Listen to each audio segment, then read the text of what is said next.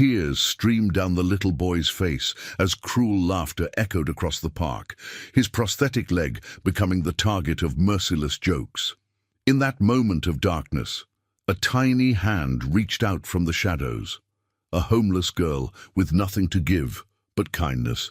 But no one imagined what would come next. Where in the world are you watching from today? Drop it in the comments below, and don't forget to like and subscribe for more heartwarming stories that will touch your soul. The crisp autumn breeze rustled through Central Park as 20 excited third graders from Westbrook Elementary explored nature's wonders. Among them was 8-year-old Lucas Anderson, carefully navigating fallen leaves with his prosthetic leg, a necessity since the car accident 2 years prior that claimed his mother's life. Despite his father Richard's billions, money couldn't shield Lucas from the cruelty of children. "Hey, robot boy, can you detach that thing?" snickered Tyler, the class troublemaker, pointing at Lucas's prosthetic. "Maybe we can use it as a baseball bat." The other children erupted in laughter. Miss Peterson, distracted by another student's question about a butterfly specimen, didn't notice as Lucas's eyes welled with tears. He retreated to a secluded bench, his small shoulders shaking. "They're just jealous because you're part superhero," came a soft voice. Lucas looked up to find a girl about his age with tangled auburn hair and clothes that had seen better days. Despite her disheveled appearance, her amber eyes sparkled with kindness. "I'm Lily," she said, sitting beside him without invitation, "and those are my brothers, Max and Toby." She pointed to 2 younger boys cautiously watching from behind a nearby tree. "I'm Lucas," he mumbled, wiping his tears. "Why would they be jealous?" "Because," Lily said matter-of-factly, "you've got something special. My grandma says people only make fun of things they don't understand." Before Lucas could respond, Lily's youngest brother, barely 4, approached timidly. "Are you hungry?" Lucas asked, noticing the way the little boy eyed his untouched lunchbox. Lily began to object, but Lucas was already opening his lunch, a gourmet meal prepared by his father's personal chef, complete with fresh fruit, a turkey sandwich, and chocolate chip cookies. "You can have it," Lucas offered. "I'm not hungry." As the children shared his lunch, Lucas felt something he hadn't experienced since before the accident: belonging. They didn't care about his leg, his father's money, or his tragic past. To them, he was just Lucas, a boy with cookies to share. Then a sleek black Bentley pulled up at the park entrance, and Richard Anderson stepped out, his imposing figure drawing immediate attention. At 31, Richard had built Anderson Technologies into a tech empire, but since losing his wife, his sole focus had become protecting Lucas. What he witnessed now stopped him in his tracks. There was his son, his quiet, withdrawn boy, laughing with 3 disheveled children. "Dad!" Lucas called out, waving excitedly. "Come meet my new friends!" As Richard approached, he noted the children's worn clothes and gaunt faces. When Lucas proudly introduced them, Richard saw something in his son's eyes he feared had been lost forever: joy. "Mr. Anderson," Miss Peterson hurried over, "I'm so sorry about the incident. I've spoken to the children who were teasing Lucas." "It's fine," Richard replied, his gaze still fixed on the homeless children. "Lucas seems to have found better company." That's when Lily's stomach growled loudly, causing her face to flush with embarrassment.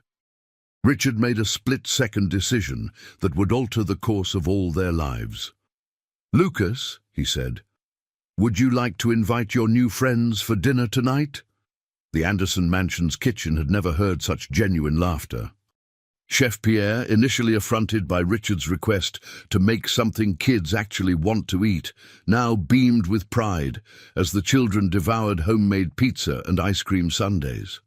"Is this really your house?" Max asked, wide-eyed at the chandelier that cost more than most people's homes. "It's my dad's," Lucas replied, helping 5-year-old Max scoop more chocolate sauce onto his ice cream. But it doesn't feel like anybody's home, really. Richard, watching from the doorway, felt the truth of those words like a physical blow. Since Clara's death, the 15,000-square-foot mansion had become a mausoleum of memories rather than a home. "Where do you live?" Lucas asked Lily, who sat protectively close to 4-year-old Toby. Lily's eyes darted to Richard before she answered carefully. "Different places. Sometimes the shelter on Cedar Street, but it's usually full. Mostly we find safe spots in the park." "What about your parents?" Lucas pressed innocently. "Lucas," Richard intervened, recognizing the pain that flashed across Lily's face. "Why don't you show Max and Toby your game room while Lily and I talk?" Once the boys were gone, Richard sat across from the 7-year-old, who held herself with a dignity beyond her years. "Our mum died last winter," Lily stated plainly, her small fingers tracing patterns on the marble countertop. "Pneumonia," the doctor said. "Our dad left a long time ago." "And there's no other family?" Lily shook her head. "Child services tried to separate us. We ran away. I promised Mum I'd keep us together." Richard's heart constricted. He'd spent the last 2 hours making calls, pulling strings. What he discovered about the Watson children broke something inside him. 3 kids, orphaned, falling through bureaucratic cracks while he and Lucas rattled around this empty mansion, both broken in their own ways. "My sister thinks I'm insane," Richard said, more to himself than to Lily, as he checked his phone. Margaret had sent 15 messages, each more hysterical than the last, warning him against involvement with street urchins, who would undoubtedly be after his money. "We don't need charity," Lily said proudly, misreading his distraction. "We just needed a meal, thank you." She started to slide off the bar stool, but Richard gently stopped her. "Oh, what if I told you I have a guest house that's sitting empty, 3 bedrooms, its own kitchen?" Lily's eyes narrowed suspiciously. "Why would you do that? You don't know us." "Because my son hasn't laughed in 2 years," Richard answered honestly. "Until today." From the game room came a chorus of excited shouts, as Lucas apparently demonstrated something amazing to his new friends. "It would just be temporary," Richard continued, "until I can sort something out legally. No one would separate you and your brothers." Lily bit her lip, her 7-year-old mind weighing survival against stranger danger warnings. "There's a social worker coming tomorrow," Richard added. "Jenny Martinez. She's a friend. She'll make sure everything's above board." "And we can stay together? You promise?" Lily's voice cracked slightly. "I promise." What Richard couldn't possibly know was that his impulsive act of kindness had just set in motion events that would unravel decades of carefully guarded secrets, secrets that powerful people would kill to protect. Breakfast the following morning was chaos of the most beautiful kind. Chef Pierre, delighted to have hungry children appreciating his food, prepared chocolate chip pancakes shaped like animals. Toby squealed with delight at his elephant-shaped stack, a sound that echoed through rooms that had known only silence for too long. "Lucas, eat quickly. We'll be late for school," Richard reminded, checking his watch. Despite the unexpected houseguests, the routine had to continue. Lucas's face fell. "Do I have to go back there? What about Lily and the boys?" "Ms. Martinez will be here at 10, Richard explained. "She needs to meet with them." Lily, who had barely touched her bear-shaped pancakes, looked up with alarm. "You're still calling the social worker?" Before Richard could respond, the household intercom buzzed. "Mr. Anderson, your sister has arrived," announced the housekeeper with a tone that suggested Margaret was about as welcome as a tax audit. "Uncle Richard," Lucas whispered, "please don't make me go to school today." Richard looked at his son's pleading eyes, then at the Watson children, who had somehow transformed his son overnight. For once, he ignored his schedule. "You know what? Let's all play hooky today." The children cheered just as Margaret Anderson Whitfield swept into the kitchen like a perfectly coiffed hurricane in a Chanel suit. "Richard, have you completely lost your mind?" she demanded, then froze at the sight of the mismatched group around the breakfast table. "Oh my God, they're actually here. I thought Davis was joking." Davis, Richard's head of security, shifted uncomfortably in the doorway behind her. "Margaret," Richard greeted his sister with forced pleasantness. "What a surprise. Children, this is my sister, your Aunt Margaret." Margaret's gaze swept over Lily's freshly washed but still tangled hair, Max's two big borrowed pajamas, and little Toby's chocolate-smeared face. "Richard, I need to speak with you privately, now." Richard excused himself, following Margaret to his study. The moment the door closed, she exploded. "Have you lost your damn mind? Taking in street children? Do you have any idea the liability, the scandal? The board is already looking for reasons to force you out after that disaster with the Pentagon contract." "They're orphans, Maggie," Richard said quietly. "Their mother died of pneumonia because she couldn't afford medical care." "That's tragic, truly," Margaret's voice dripped with insincerity. "Call social services, make a donation to a shelter, but for God's sake, don't move them into your house. It's temporary. Jenny Martinez is coming." "Jenny Martinez?" Margaret's voice rose. "The same social worker who nearly got you crucified in the press during the custody battle with Clara's parents after the accident?" Richard's face hardened. "Jenny helped us keep Lucas. She's good people." "This isn't like you," Margaret pressed. "You don't make impulsive decisions. You calculate every move. What's really going on?" What Richard couldn't explain, even to himself, was the strange connection he felt to these children, especially Lily, whose fierce protectiveness of her brothers reminded him painfully of Clara. Back in the kitchen, Lily had pressed her ear against the study door, listening to the adults argue about their fate. "What are they saying?" Lucas whispered, standing anxiously behind her with Max and Toby.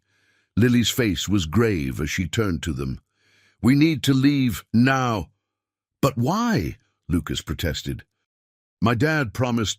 "Adults always promise," Lily cut him off, grabbing Toby's hand, "until they don't." Just then, the doorbell rang, announcing the early arrival of Jenny Martinez. And upstairs in Richard's home office, a facial recognition alert quietly pinged on his private security system. The AI had found a 98. 7% match between Lily Watson's scan from the mansion's entry cameras and another database entirely, one that should have been impossible. Jenny Martinez had seen it all in her 15 years as a social worker, but even she was taken aback by the sight that greeted her in the Anderson mansion's grand foyer. Richard Anderson, the notorious tech mogul with a reputation for ruthless business tactics, on his hands and knees, playing an impromptu game of hide-and-seek with 4 children. "Found you, Toby," Richard announced triumphantly, discovering the giggling 4-year-old behind a potted plant. The little boy squealed with delight as Richard scooped him up. "Am I interrupting?" Jenny asked, amused. Richard looked up, not a trace of embarrassment on his face, as he stood with Toby in his arms. "Jenny, you're early." "And you're different," she observed. The last time she'd seen Richard Anderson, he'd been a grieving widower fighting his in-laws for custody of Lucas, hollow-eyed and existing on caffeine and determination. "Ms. Martinez," Margaret cut in, appearing from the study with a tight smile. "So good of you to come. Perhaps we could expedite this process. My brother has made a rather impulsive decision that needs correction." Jenny had always disliked Margaret Anderson Whitfield. During the custody battle, Margaret had suggested sending Lucas to boarding school to minimize disruption to Richard's schedule. "Actually," Jenny replied coolly, "proper placement takes time. I'll need to interview each child individually, assess their needs, review their case history." She turned to Richard. "Is there somewhere private we can talk first?" In Richard's study, Jenny dropped her professional demeanor. "Richard, what exactly are you trying to do here?" Temporary emergency placement is one thing, but there are protocols. Richard paced, uncharacteristically agitated. I don't know, Jenny, I just couldn't let them go back to the streets. Lucas connected with them instantly. And it has nothing to do with the fact that Lily has Clara's eyes, Jenny asked gently. Richard stopped pacing. You notice that too? It's not just the eyes, Richard. The mannerisms, the way she carries herself, it's uncanny. Before Richard could respond, there was a commotion from downstairs. They rushed down to find Margaret confronting Lily, who stood protectively in front of her brothers and Lucas, a backpack clutched to her chest. Where did you get this? Margaret demanded, attempting to snatch a silver locket from around Lily's neck. It was our mother's, Lily cried, backing away. You can't take it, Richard intervened. Margaret, stop! What are you doing? Margaret's face was flushed with anger. Look at her necklace, Richard. Look at it! Richard gently approached Lily. May I see your locket, please? I promise I won't take it. Reluctantly, Lily held out the heart-shaped silver pendant. Richard's blood ran cold as he recognized the intricate design, an exact match to the one he had custom-made for Clara on their first anniversary, the one she was wearing the day of the accident. The one the police claimed had been lost in the crash. Where did your mother get this? Richard asked, his voice barely above a whisper. She always had it, Lily replied defensively. She said it was from someone who loved her very much. Jenny watched the color drain from Richard's face. Richard, what is it? Instead of answering, Richard took out his phone and pulled up a photo. It showed a younger version of himself with Clara, his arm around her shoulders, the identical locket visible around her neck. Lily, he said carefully, what was your mother's full name? Sarah, Lily answered. Sarah Watson, but Sarah. She hesitated, glancing at her brothers. Sometimes, when she thought we were sleeping, she'd look at old pictures and cry. Once I heard her whisper a different name. What name? Richard's heart hammered in his chest. Clara, Lily whispered. She called herself Clara. Margaret's phone clattered to the floor. Jenny gasped. And in the silence that followed, 7-year-old Lily spoke the words that would change everything. She said she had to disappear to keep everyone safe, that bad people were after her. That's why we could never stay in one place too long. The grandfather clock in the Anderson Mansion's library ticked loudly in the tense silence.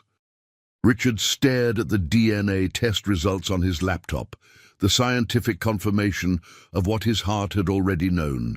Lily, Max, and Toby Watson were his children, half-siblings to Lucas. This is impossible, Margaret whispered, pacing behind him. Clara died in that car accident. We buried her. Did we? Richard's voice was hollow. The casket was closed. The medical examiner said her injuries were too severe for viewing. What if? He couldn't finish the thought. For 3 years he'd lived with the soul-crushing grief of losing his wife, raising their son alone, blaming himself for the business trip that had kept him from being in the car that day. Now his entire reality was unraveling. In the adjacent room, Jenny Martinez sat with the 4 children, attempting to keep them occupied with board games while the adults processed the shocking revelation. How could she do this? Margaret hissed. Fake her death, abandon Lucas, have more children. It doesn't make sense. Unless she was protecting us, Richard murmured, his mind racing through possibilities. Lily said people were after her. What if the accident wasn't an accident at all? The car crash had been ruled a tragic case of brake failure. Clara had been driving Lucas home from preschool when their car plunged off Westbrook Bridge. By some miracle, Lucas had survived, though he'd lost his leg in the process.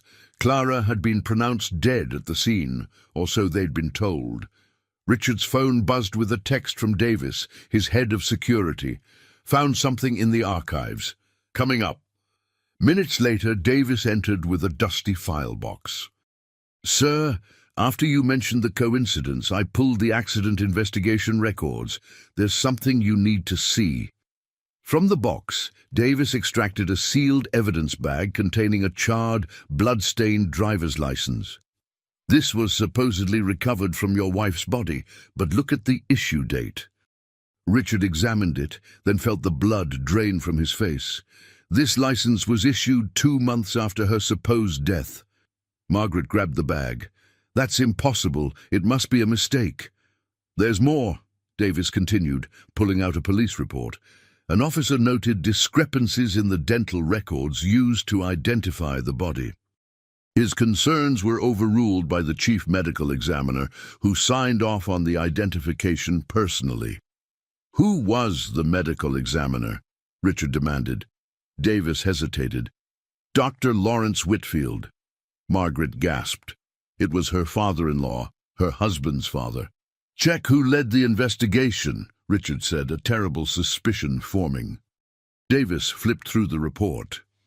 Detective James Whitfield. Your husband. Richard turned to Margaret, whose face had gone ashen.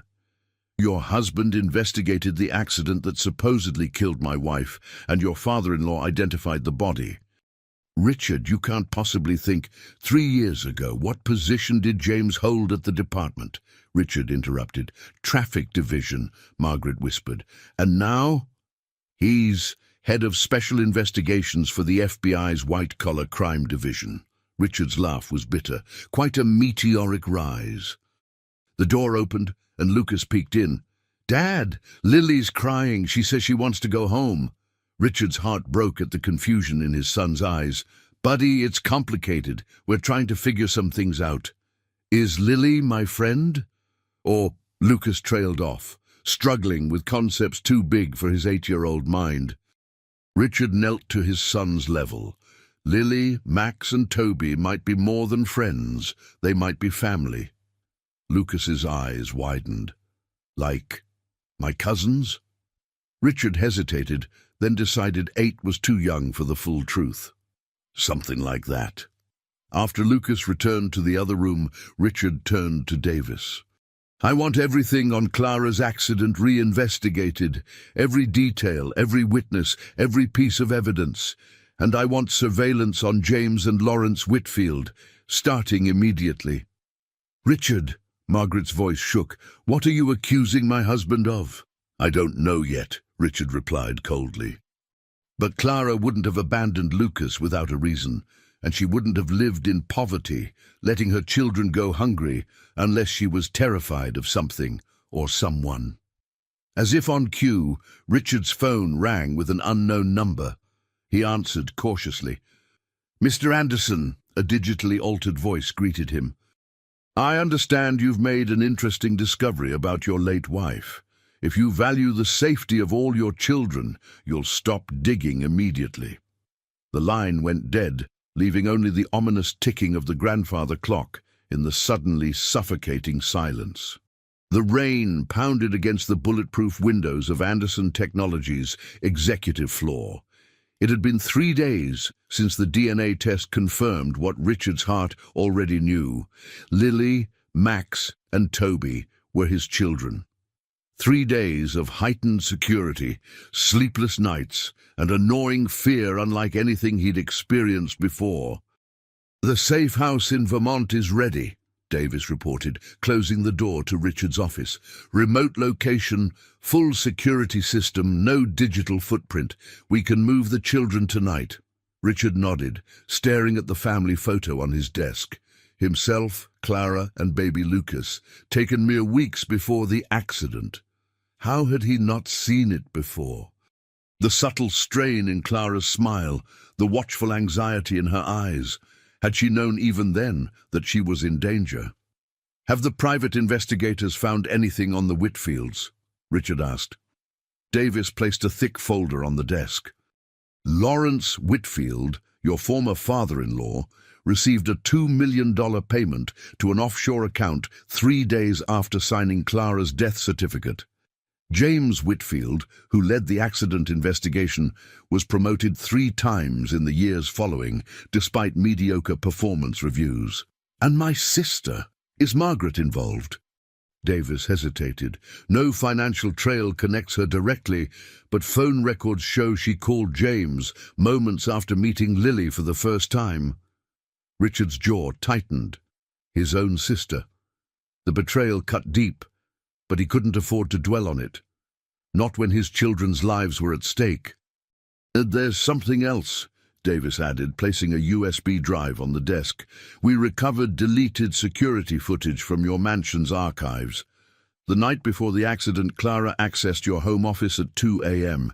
She downloaded something from your secure server." Richard frowned. "What files? Project Prometheus?" "D." The blood drained from Richard's face. Project Prometheus had been Anderson Technologies' most classified military contract, an AI-driven surveillance system designed to identify potential threats through pattern recognition. Richard had personally shut it down after discovering that certain government factions wanted to repurpose it for domestic surveillance. "Clara wasn't an engineer," Richard murmured. "Why would she access Prometheus files?" "Perhaps she discovered something about the project," Davis suggested. "Something dangerous enough to fake her own death and abandon her son." A knock at the door interrupted them. Richard's assistant entered, looking uncomfortable. "Sir, your sister is here. She's quite insistent on seeing you." Richard nodded to Davis, who discreetly positioned himself near the door as Margaret entered.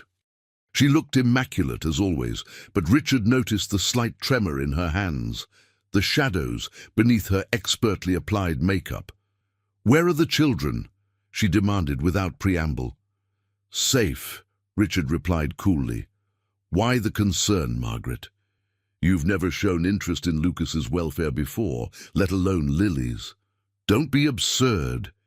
Lucas is my nephew. And Lily, Max, and Toby are my children," Richard countered. "Children you were quite eager to send back to the streets." "Richard, you're not thinking clearly. You've always been blinded when it comes to Clara. She manipulated you, lied to you, abandoned your son. After someone tried to kill her," Richard interrupted. "Tell me, Margaret, did you know your husband was investigating my wife before her supposed death?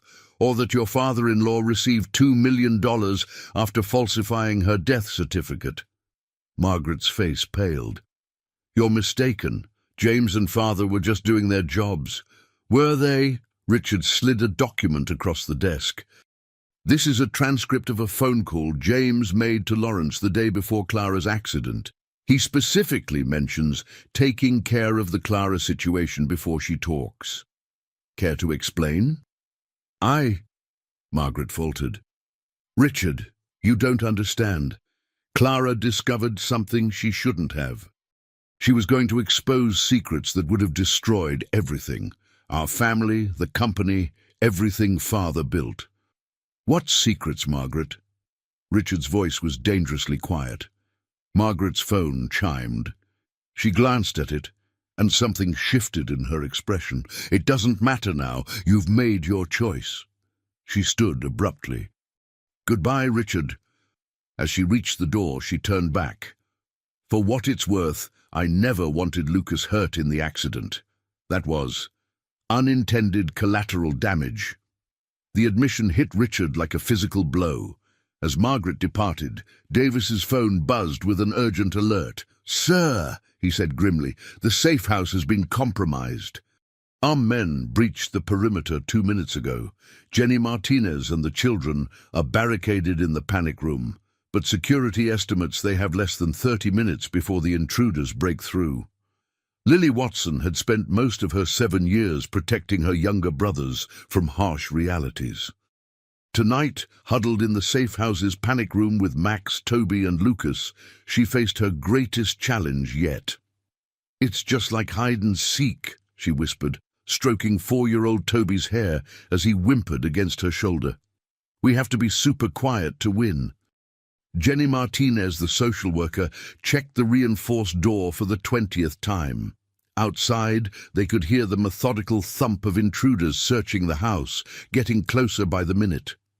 "The police are coming," Jenny reassured them, though her trembling voice betrayed her fear. We just need to stay quiet, and a deafening crash from the living room cut her off. Max, only 5, began to cry silently. "Lucas," Lily whispered to the 8-year-old who sat frozen beside her, "tell us more about your robot leg. How fast can you run with it?" Understanding dawned in Lucas's eyes. Despite his own terror, he recognized what Lily was doing, distracting the younger boys. "Super fast," he whispered back. "And when I'm older, Dad says I can get one with a hidden compartment for emergency candy." Even in their fear, Max and Toby giggled at this idea. Jenny's phone vibrated with a text. "Helicopter 10 minutes out. Keep them away from windows. Richard." The panic room had no windows, but if they needed to reach the helicopter landing pad on the roof, they'd have to cross exposed hallways. Jenny's mind raced through evacuation scenarios, none of them promising. "I'm scared," Toby whispered. "I want Mom." Lily hugged him tighter. "Mom is watching over us, remember, like she always said." "From heaven?" Lucas asked innocently. An awkward silence fell. None of the adults had explained to Lucas yet that the mother he thought dead had been alive all these years, raising 3 more children in hiding. "Something like that," Lily murmured. A voice called out from beyond the panic room door, chillingly familiar. "Lily, Max, Toby, it's Aunt Margaret. You can come out now. Everything's safe."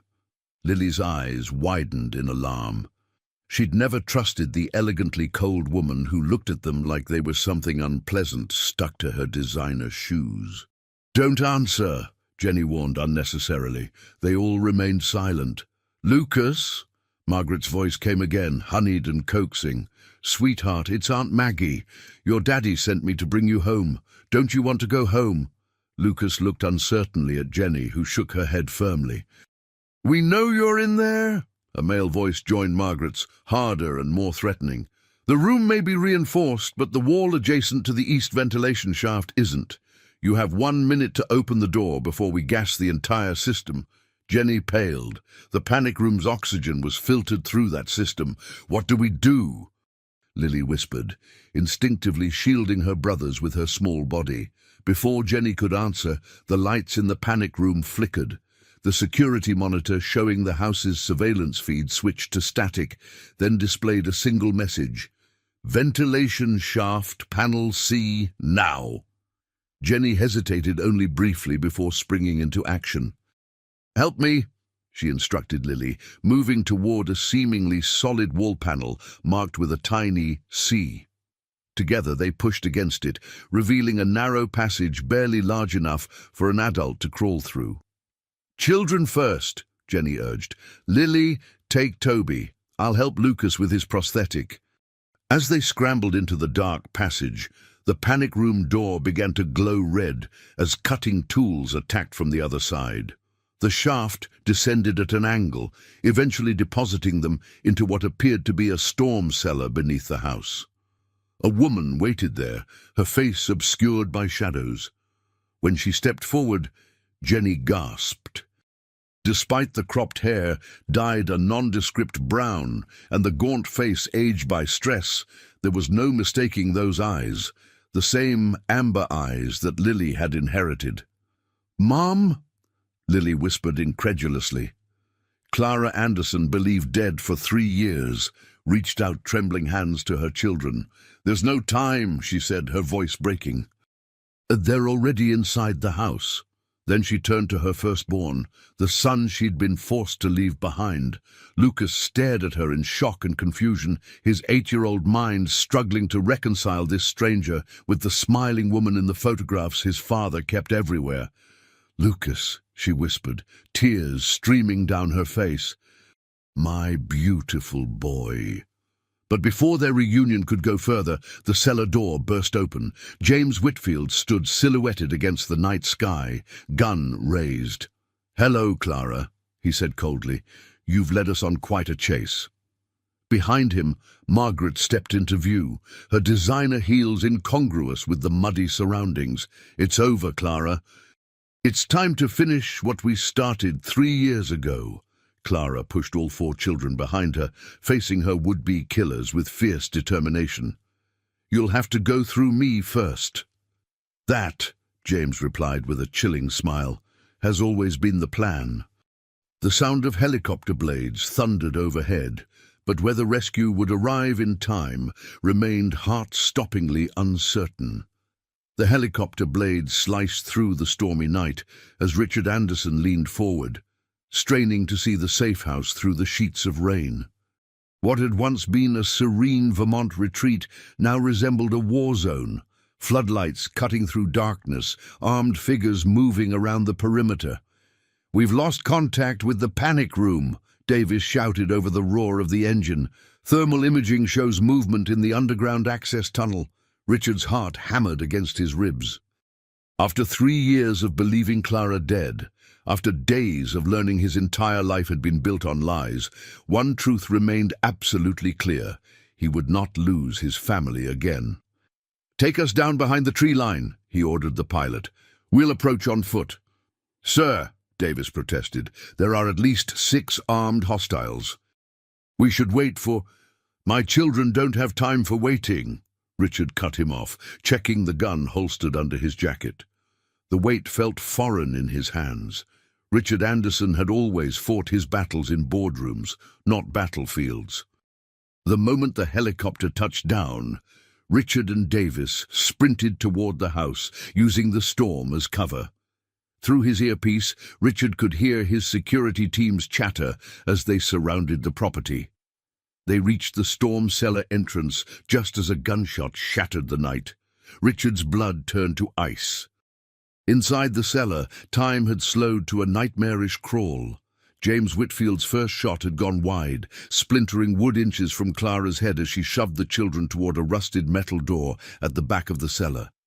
"Get them out!" she screamed to Jenny, who herded the terrified children toward the exit. Lucas stumbled, his prosthetic leg catching on the uneven floor. James aimed again, but before he could fire, Margaret grabbed his arm. "Not the children," she hissed. "We're not monsters, James." "Speak for yourself," he snarled, shoving her aside and taking aim at Clara once more. Clara stood her ground, placing herself directly between the gun and her children. "Why, James? What could possibly be worth all this?" "Project Prometheus," he spat. "You think you're so righteous, stealing those files, threatening to expose everything. Do you have any idea what was at stake?" "I know the project wasn't just about foreign terrorism," Clara replied, backing slowly toward the exit where her children were escaping. "I know you were using it to blackmail politicians, business leaders, anyone with secrets to hide. I know my husband shut it down when he discovered your plans, and I know you restored it anyway." Margaret stepped forward, her composure cracking. "Prometheus was necessary. America is rotting from within. Sometimes protection requires difficult measures." "Like murdering a mother in front of her children?" Clara challenged. James laughed coldly. "You were supposed to die 3 years ago, a simple accident. But you just couldn't stay dead, could you?" Outside the cellar, Richard and Davis positioned themselves on either side of the entrance, weapons ready. Richard could hear Clara's voice, his wife, alive after all these years, and fought the overwhelming urge to rush in blindly. "On 3, he whispered to Davis. 1, 2... Inside, James raised his gun again. "Goodbye, Clara, for good this time." "James, don't!" Margaret cried, suddenly horrified by the reality of what they'd set in motion. The gunshot echoed through the cellar. Clara stumbled backward, eyes wide with shock, as crimson bloomed across her shirt. Behind her, Lily screamed, the sound piercing the night like a knife. Richard burst through the entrance, firing with precision he didn't know he possessed. His shot caught James in the shoulder, sending him crashing against the dirt wall, his weapon clattering to the ground. "Clara!" Richard rushed to his wife, gathering her into his arms as she collapsed. "Stay with me. Please stay with me." Clara's eyes fluttered, focusing on his face with effort. "Richard," she whispered, "I'm sorry I had to protect them." "I know," he choked, pressing his hand against her wound as blood seeped between his fingers. "Help is coming. Just hold on." Margaret stood frozen, watching the scene unfold with dawning horror. "What have we done?" she whispered, backing away as Davis secured a cursing James. The children huddled together in the corner, Lily shielding the younger ones from the sight of their mother's blood. But Lucas broke free, stumbling to his parents' side. "Mom?" His voice was small, confused, a lifetime of grief and questions contained in one syllable. Clara reached for him with a trembling hand. "My brave boy, I never wanted to leave you." "Then don't leave now," Lucas begged, tears streaming down his face. "Please don't leave again." Outside, sirens wailed as emergency vehicles approached. Richard lifted Clara, her blood staining his expensive suit, and carried her toward the cellar steps. "Stay with us," he whispered fiercely. "All your children need you. I need you." As paramedics rushed in, Richard found himself surrounded by all four of his children, Lucas clinging to his side, Lily holding tightly to Max and Toby's hands.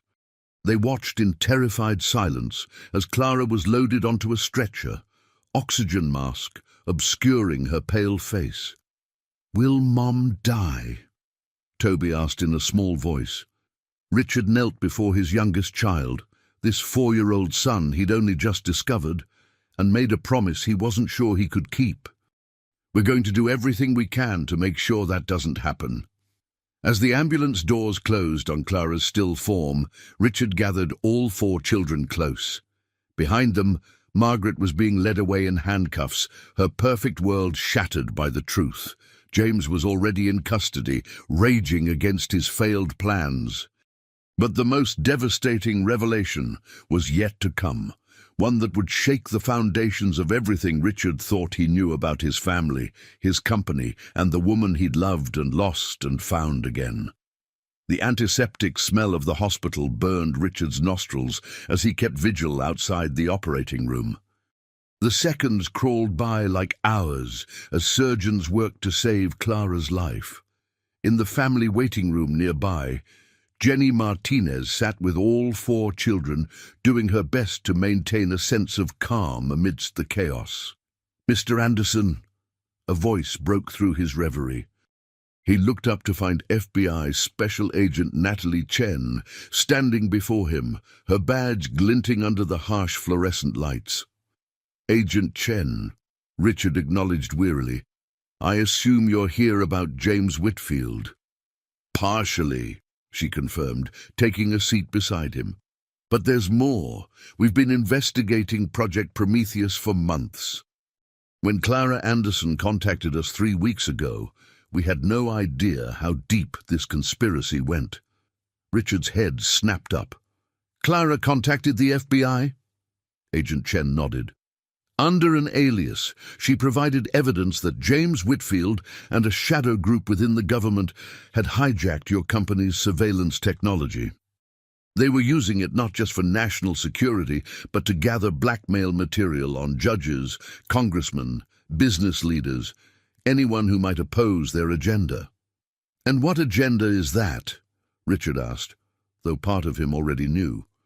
"Power," Chen replied simply. "Unchecked, unaccountable power. Whitfield called it patriotic oversight.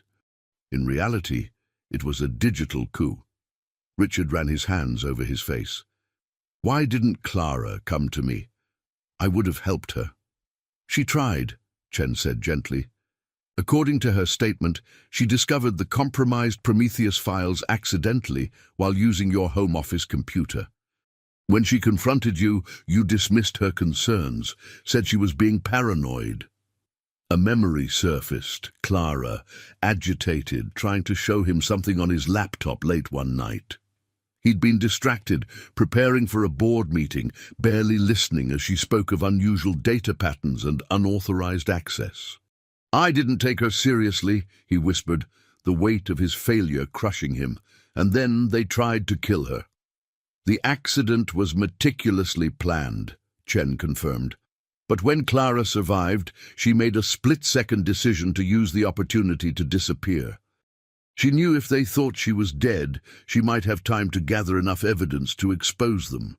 "But Lucas," Richard protested, anger flaring, "how could she leave our son?" She believed Lucas would be safer with you, protected by your wealth and influence. The same reasons she couldn't stay. If she had, they would have killed you both and taken Lucas anyway. Richard absorbed this, trying to reconcile the Clara he knew with the woman who had made such an impossible choice. "What happens now?" he asked. "James Whitfield is in federal custody. He's already trying to cut a deal, implicating others, including your sister." "And Margaret? How deeply was she involved?" Agent Chen hesitated. She claims she only learned the truth after Clara's supposed death.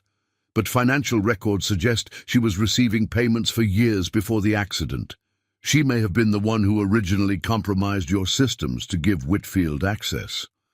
The betrayal cut deeper than Richard had imagined possible. His own sister, working against him, willing to see Clara dead to protect their scheme. "Sir," Davis appeared in the hallway. "The doctors are coming out." Richard stood on shaky legs as the surgeon approached, removing his mask. "Mr. Anderson, your wife survived the surgery. The bullet missed her heart by millimeters, but she's stable for now. The next 24 hours will be critical." Relief washed over Richard. "Can I see her?" "Briefly. She's still unconscious." In the ICU, Clara looked small and fragile amidst the tangle of tubes and wires. Richard took her hand gently, mindful of the IV. "I'm so sorry," he whispered. "For not listening, for not protecting you, for the 3 years we lost." To his shock, Clara's fingers twitched in his. Her eyes fluttered open, focusing on him with effort. "Richard!" Her voice was barely audible. "I'm here," he assured her, pressing the call button for the nurse. "You're safe now." "The children," she rasped. "They're safe too, all of them. Lucas has been incredible with the little ones." Tears slipped from Clara's eyes. "I never wanted to leave him. You have to believe me." "I know," Richard said, and was surprised to find he meant it. The betrayal and abandonment he'd felt had transformed into understanding and awe at her courage. "Rest now. We have time." "No." Clara clutched his hand with surprising strength. "Listen, there's something else you need to know. About Project Prometheus. About why they really wanted me dead. The blackmail operation. Agent Chen told me." Clara shook her head weakly. "That's just part of it. The deeper function of Prometheus was genetic targeting." What do you mean?" "The surveillance system wasn't just collecting data, it was identifying specific genetic markers through public DNA databases, medical records, even discarded material. They're developing a bioweapon, Richard, one that can target individuals based on their DNA signature." Richard's blood ran cold. "That's impossible." "The technology doesn't exist." "It does now," Clara whispered, "and the first test subject was supposed to be you." Before she could explain further, Clara's monitors began to alarm. Her body arched in seizure as medical staff rushed in, pushing Richard aside. "BP dropping, she's coding," a nurse shouted. As they worked frantically to stabilize Clara, Agent Chen pulled Richard into the hallway. "What did she tell you?" she demanded urgently. "Something about genetic targeting, a bioweapon." Chen's face drained of color. "Oh God, that's why they poisoned her." "Poisoned?" "The doctor said she was shot. The gunshot wound isn't what's killing her," Chen explained grimly. "We found traces of a synthetic compound in James Whitfield's possession. It's designed to trigger multiple organ failure, mimicking natural causes. If Clara told you about the DNA targeting program..." The implication hung in the air between them. James Whitfield hadn't expected to kill Clara with the gunshot. It was just to get the poison into her system. "We need a toxicology panel immediately," Richard insisted, turning back toward the ICU. "And we need to protect the children. If they know what Clara told me..." He froze mid-sentence. Through the ICU window, He could see the medical team still working frantically on Clara. Beyond them, standing in the doorway of the adjacent room, was a hospital orderly he didn't recognize. Staring directly at the children in the waiting room, an orderly wearing custom-made shoes identical to those James Whitfield had been wearing when arrested. The Anderson family mansion had transformed from a cold mausoleum of memories into a fortress of protection. 2 months after the Vermont safe house incident, the sprawling estate hummed with life and security measures that rivaled the Pentagon. In the sunlit garden, Lucas chased 5-year-old Max around the fountain, their laughter a balm to Richard's weary soul. On the terrace, Lily supervised as Toby carefully watered the potted plants, the 7-year-old girl's amber eyes constantly scanning their surroundings with a vigilance no child should have to maintain. "They're adapting well," Jenny Martinez observed, joining Richard at the window. "Children are remarkably resilient." Richard nodded, though his gaze drifted to the guest house where Clara was recovering. After nearly dying twice, once from the gunshot wound and then from the sophisticated poison James Whitfield had administered, her road to recovery had been arduous. The experimental antidote Agent Chen's team had synthesized had saved her life, but left her immune system compromised. "Have you told Lucas the full truth yet?" Jenny asked gently. "Not everything," Richard admitted. "How do you tell an 8-year-old that his mother didn't die in an accident but chose to disappear to protect him, that she had 3 more children while in hiding, that his aunt and her husband tried to murder her?" "Children understand more than we give them credit for," Jenny suggested. "And secrets have a way of causing more damage than the truth." Before Richard could respond, Davis entered, his expression grave. "Sir, we have a situation. Margaret is requesting a meeting." Richard's jaw tightened. Despite her claims of limited involvement, his sister remained in federal custody, implicated in conspiracy and attempted murder. "Absolutely not. She says she has information about Project Prometheus that wasn't in the files Clara stole. Information about who else is involved." This gave Richard pause. The investigation had revealed James Whitfield as merely one player in a larger conspiracy, a conspiracy that remained largely intact despite his arrest. The threat to Clara and the children hadn't ended. It had merely receded temporarily. "Set it up," Richard decided. "Maximum security protocols. And I want Agent Chen present." Later that day, Richard sat across from Margaret in the Federal Detention Center's visitation room. His sister had lost her polished veneer, her designer clothes replaced by prison garb, her perfectly styled hair now lank and dull. "Thank you for coming," she began, her voice surprisingly humble. "I wasn't sure you would." "I'm not here for reconciliation," Richard replied coldly. "What information do you have?" Margaret leaned forward. "First, I want you to know I never intended for Clara to die, or for Lucas to be hurt in the accident. When I discovered what James was really planning—" "Save it," Richard cut her off. "You had 3 years to come forward. 3 years while Clara lived in poverty, keeping her children fed by cleaning houses and dumpster diving. 3 years while her firstborn son cried himself to sleep, believing his mother was dead." Tears filled Margaret's eyes. "I was trapped, Richard. By the time I realized the depth of what James was involved in, it was too late. He threatened me, said he had evidence that would implicate me in Clara's death." You were receiving payments long before the accident," Richard countered. "You were complicit from the beginning." "The payments were for access to Anderson Technologies' systems," Margaret admitted. "I believed it was for national security.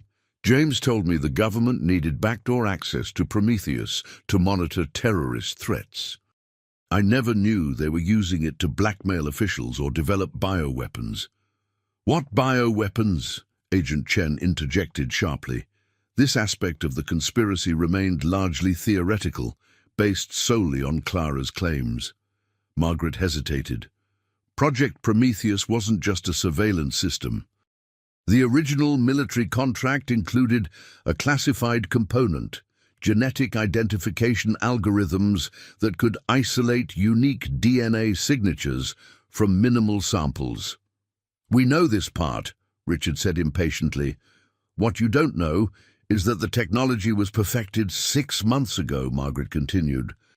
"The shadow group behind Whitfield has developed a delivery system for targeted biological agents that can be programmed to activate only when encountering specific DNA markers." Richard felt ill. Assassination without collateral damage. Exactly. Untraceable, deniable, and virtually foolproof. Margaret's hands trembled. "They've already field-tested it." "On whom?" Agent Chen demanded. "Senator Robert Galloway," Margaret whispered. "His heart attack last month wasn't natural. He was about to expose part of the operation." Richard exchanged alarmed glances with Agent Chen. Senator Galloway had been a vocal critic of expanded government surveillance powers before his unexpected death. "Why are you telling us this now?" Richard asked. Margaret met his gaze directly. "Because they're planning to use it again. And this time, the targets are Clara and the children." "Why the children?" Richard's blood ran cold. "Because of what they inherit," Margaret replied cryptically. "Lucas carries the same genetic marker as you, a rare mutation that makes you both ideal subjects for the next phase of the project, which is genetic memory transfer, the ability to encode information directly into DNA, creating an organic, unhackable storage system." The implications were staggering. Richard struggled to process what his sister was saying. "You're telling me they want to turn my children into what? Biological hard drives?" "Living encryption keys," Margaret corrected.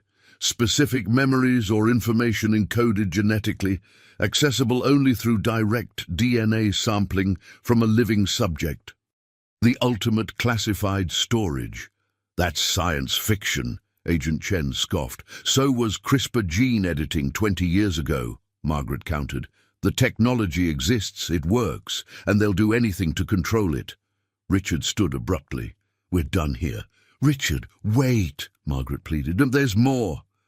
The head of the entire operation. It's not who you think. It's—" The lights in the visitation center suddenly cut out, plunging the room into darkness. When emergency generators kicked on seconds later, Margaret lay slumped across the table, a tiny dart protruding from her neck. "Lockdown!" Agent Chen shouted, drawing her weapon as alarms blared. "Get medical in here now!" But Richard knew it was too late. As he backed away from his sister's motionless form, his phone buzzed with a text from Davis. "Breach at the mansion. Unknown assailants. Children secured in panic room. Clara missing."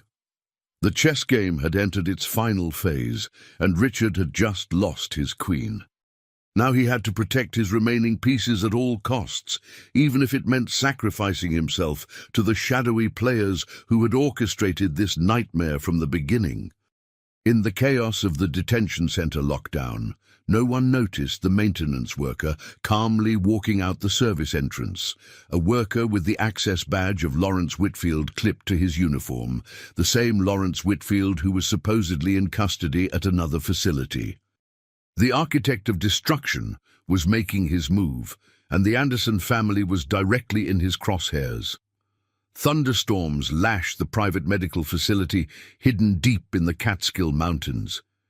Inside the reinforced structure, Clara Anderson lay unconscious, monitors beeping steadily as medical staff hovered nearby. In the observation room, Lawrence Whitfield, the mastermind who had orchestrated the conspiracy from the beginning, studied her vital signs with clinical detachment. "Her genetic profile is extraordinary," he remarked to the white-coated scientist beside him. "The marker sequence is even stronger than in Richard or the children."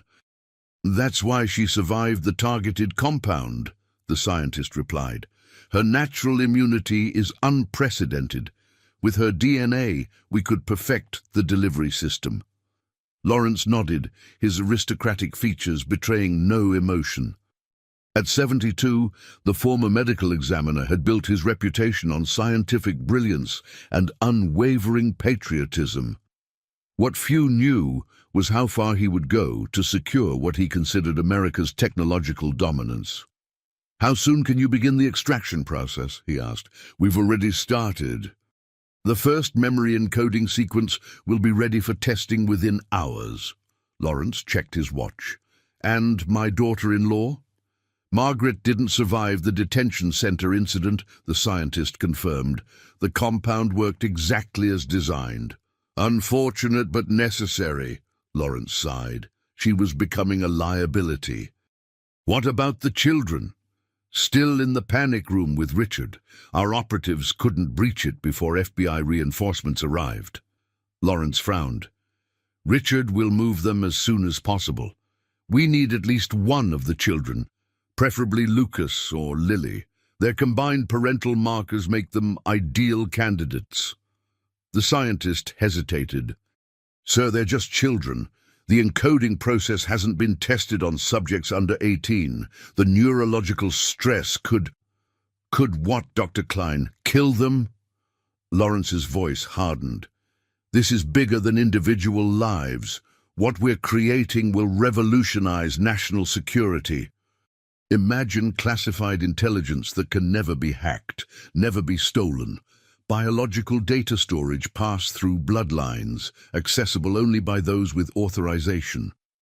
And if the children don't survive the process?" Lawrence turned back to the observation window, watching Clara's chest rise and fall. "Then we use their mother.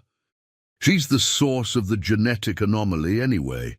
Her brain structure is particularly suited to the encoding process."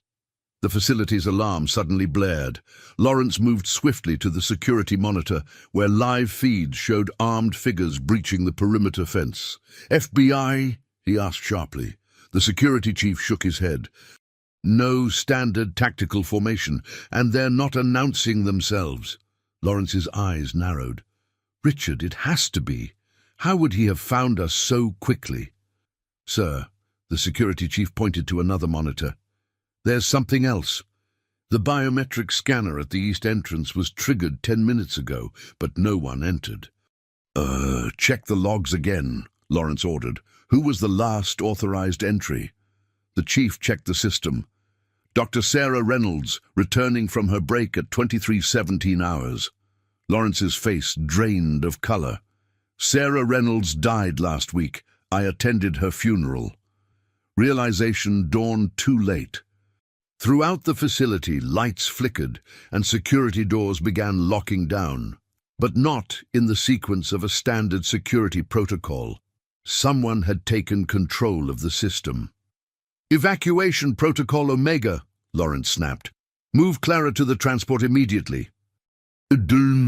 As medical staff rushed to disconnect Clara from the monitors, the observation room door slid open.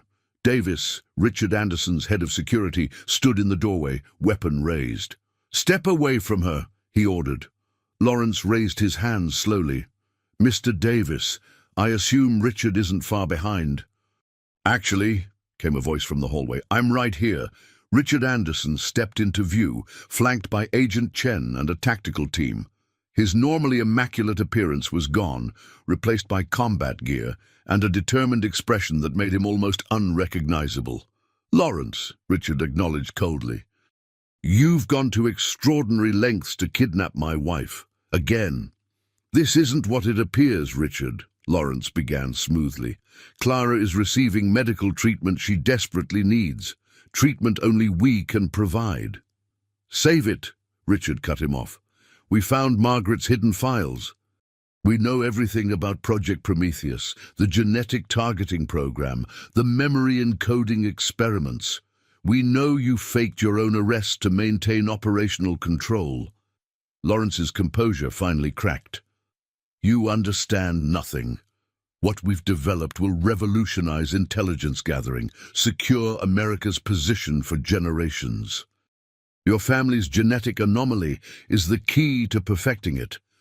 My family is not your laboratory," Richard replied, "and you're out of time." Lawrence lunged suddenly for a concealed panel on the wall, a final failsafe. Agent Chen fired, the bullet grazing his shoulder, but not before he slammed his palm against the scanner.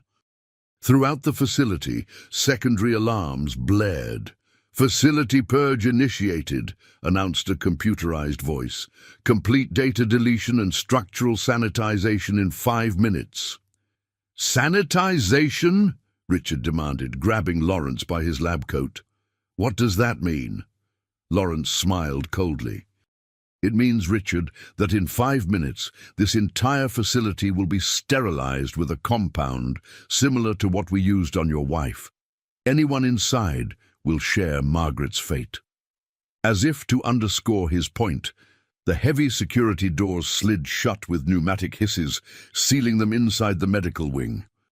"Get Clara out of here," Richard ordered the tactical team. "Davis, find us an exit." "There isn't one," Lawrence replied calmly. "That's the point of sanitization protocol. No evidence, no witnesses. You've lost, Richard. But if it's any consolation, your family's genetic legacy will change the world." Richard's phone buzzed with a text. As he read it, a smile slowly spread across his face. "No, Lawrence, you've lost, and you never even knew who you were playing against." 4 hours earlier, at the Anderson mansion, chaos had erupted when the security perimeter was breached. Richard had barely managed to get the children into the panic room before armed intruders stormed the house, kidnapping Clara during the confusion. Inside the reinforced chamber, Lily paced like a caged animal, while Lucas sat with Max and Toby, distracting them with stories. "Dad will find Mom," Lucas assured his half-siblings with a confidence he didn't entirely feel. At 8, he was still processing the revelation that the mother he'd mourned for 3 years had been alive all along, raising 3 more children while in hiding. "He'd better hurry," Lily muttered, checking the security monitors for the 10th time. The screens showed FBI agents securing the mansion, but no sign of their mother or father. "Ms. Martinez said we have to stay here until Dad or Agent Chen comes for us," Lucas reminded her, his voice steady despite his fear. Lily turned to him with tear-filled eyes. "But what if they don't come back? What if we lose Mom again?" Lucas abandoned his post with the younger boys and crossed to his sister, this fierce 7-year-old who'd spent her short life protecting her brothers. Despite only knowing her for months, he felt a bond with Lily that transcended their shared blood. "Dad will find her," he repeated, taking her hand, "and we're going to help." Lily looked skeptical. "How? We're locked in here."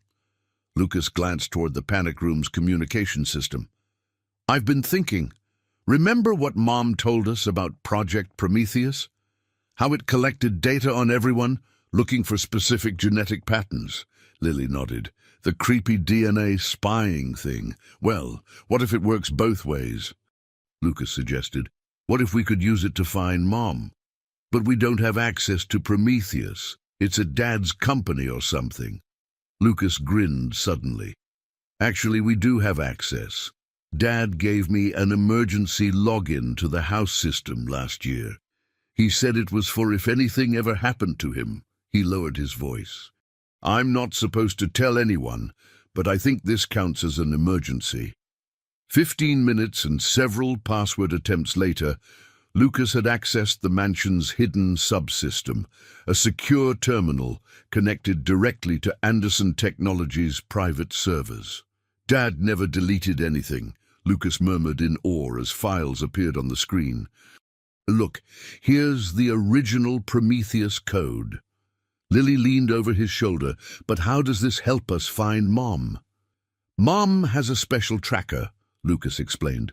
"After Dad found out she was alive, he convinced her to accept a subcutaneous transmitter, just in case something like this happened. But it's not a normal tracker. It piggybacks on Prometheus." Lily's eyes widened. "So if we can activate Prometheus, we can find Mom," Lucas finished. "But there's a problem.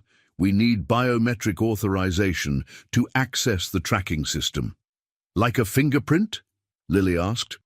More than that, it needs a blood sample. Prometheus works by identifying specific DNA markers. Lily didn't hesitate. Use mine. Mom and I share DNA, right? Lucas looked uncertain. It's not that simple. The system needs an exact match to an authorized user. Then use yours, Lily suggested. You're Dad's son. Lucas shook his head. Dad would have restricted my access. He wouldn't want me getting into something dangerous. He frowned, thinking hard, but maybe. He navigated deeper into the system, searching for a loophole. Here, the original authorization protocol. It's keyed to Dad's DNA, but there's a secondary authentication method for emergency access. What is it? Lily asked eagerly. Lucas hesitated. It's Mom's DNA, from before the accident. Dad must have kept it in the system all this time. So we need Mom to find Mom, Lily summarized flatly. Great. Lucas wasn't deterred. Not necessarily. The system is looking for specific genetic markers, not a complete profile. And if I can modify the authentication parameters. His fingers flew over the keyboard with surprising skill for an 8-year-old. You're sure you know what you're doing? Lily asked nervously. Lucas nodded. Dad's been teaching me programming since I was 5. Said it was in my blood. He hit a final key with flourish. There. I've reconfigured the authentication to accept partial marker matches above 50% similarity, which means it should accept your DNA as similar enough to Mom's to grant access. Lily looked skeptical, but extended her finger. So how do we do this? Lucas removed a small device from a compartment beneath the terminal, a medical-grade blood sampling unit. This might hurt a little. One quick prick later, the sample was processing. Both children held their breath as the system analyzed Lily's genetic markers. Access granted, announced the computer. Welcome, Clara Anderson. The screen immediately displayed a pulsing red dot on a topographical map, Clara's location in the Catskill Mountains. We found her, Lily exclaimed, hugging Lucas tightly. We need to tell Dad, Lucas said, reaching for the secure phone. But before he could dial, the screen changed, displaying new information that made both children freeze. Warning. Subject vital signs critical. Foreign compound detected.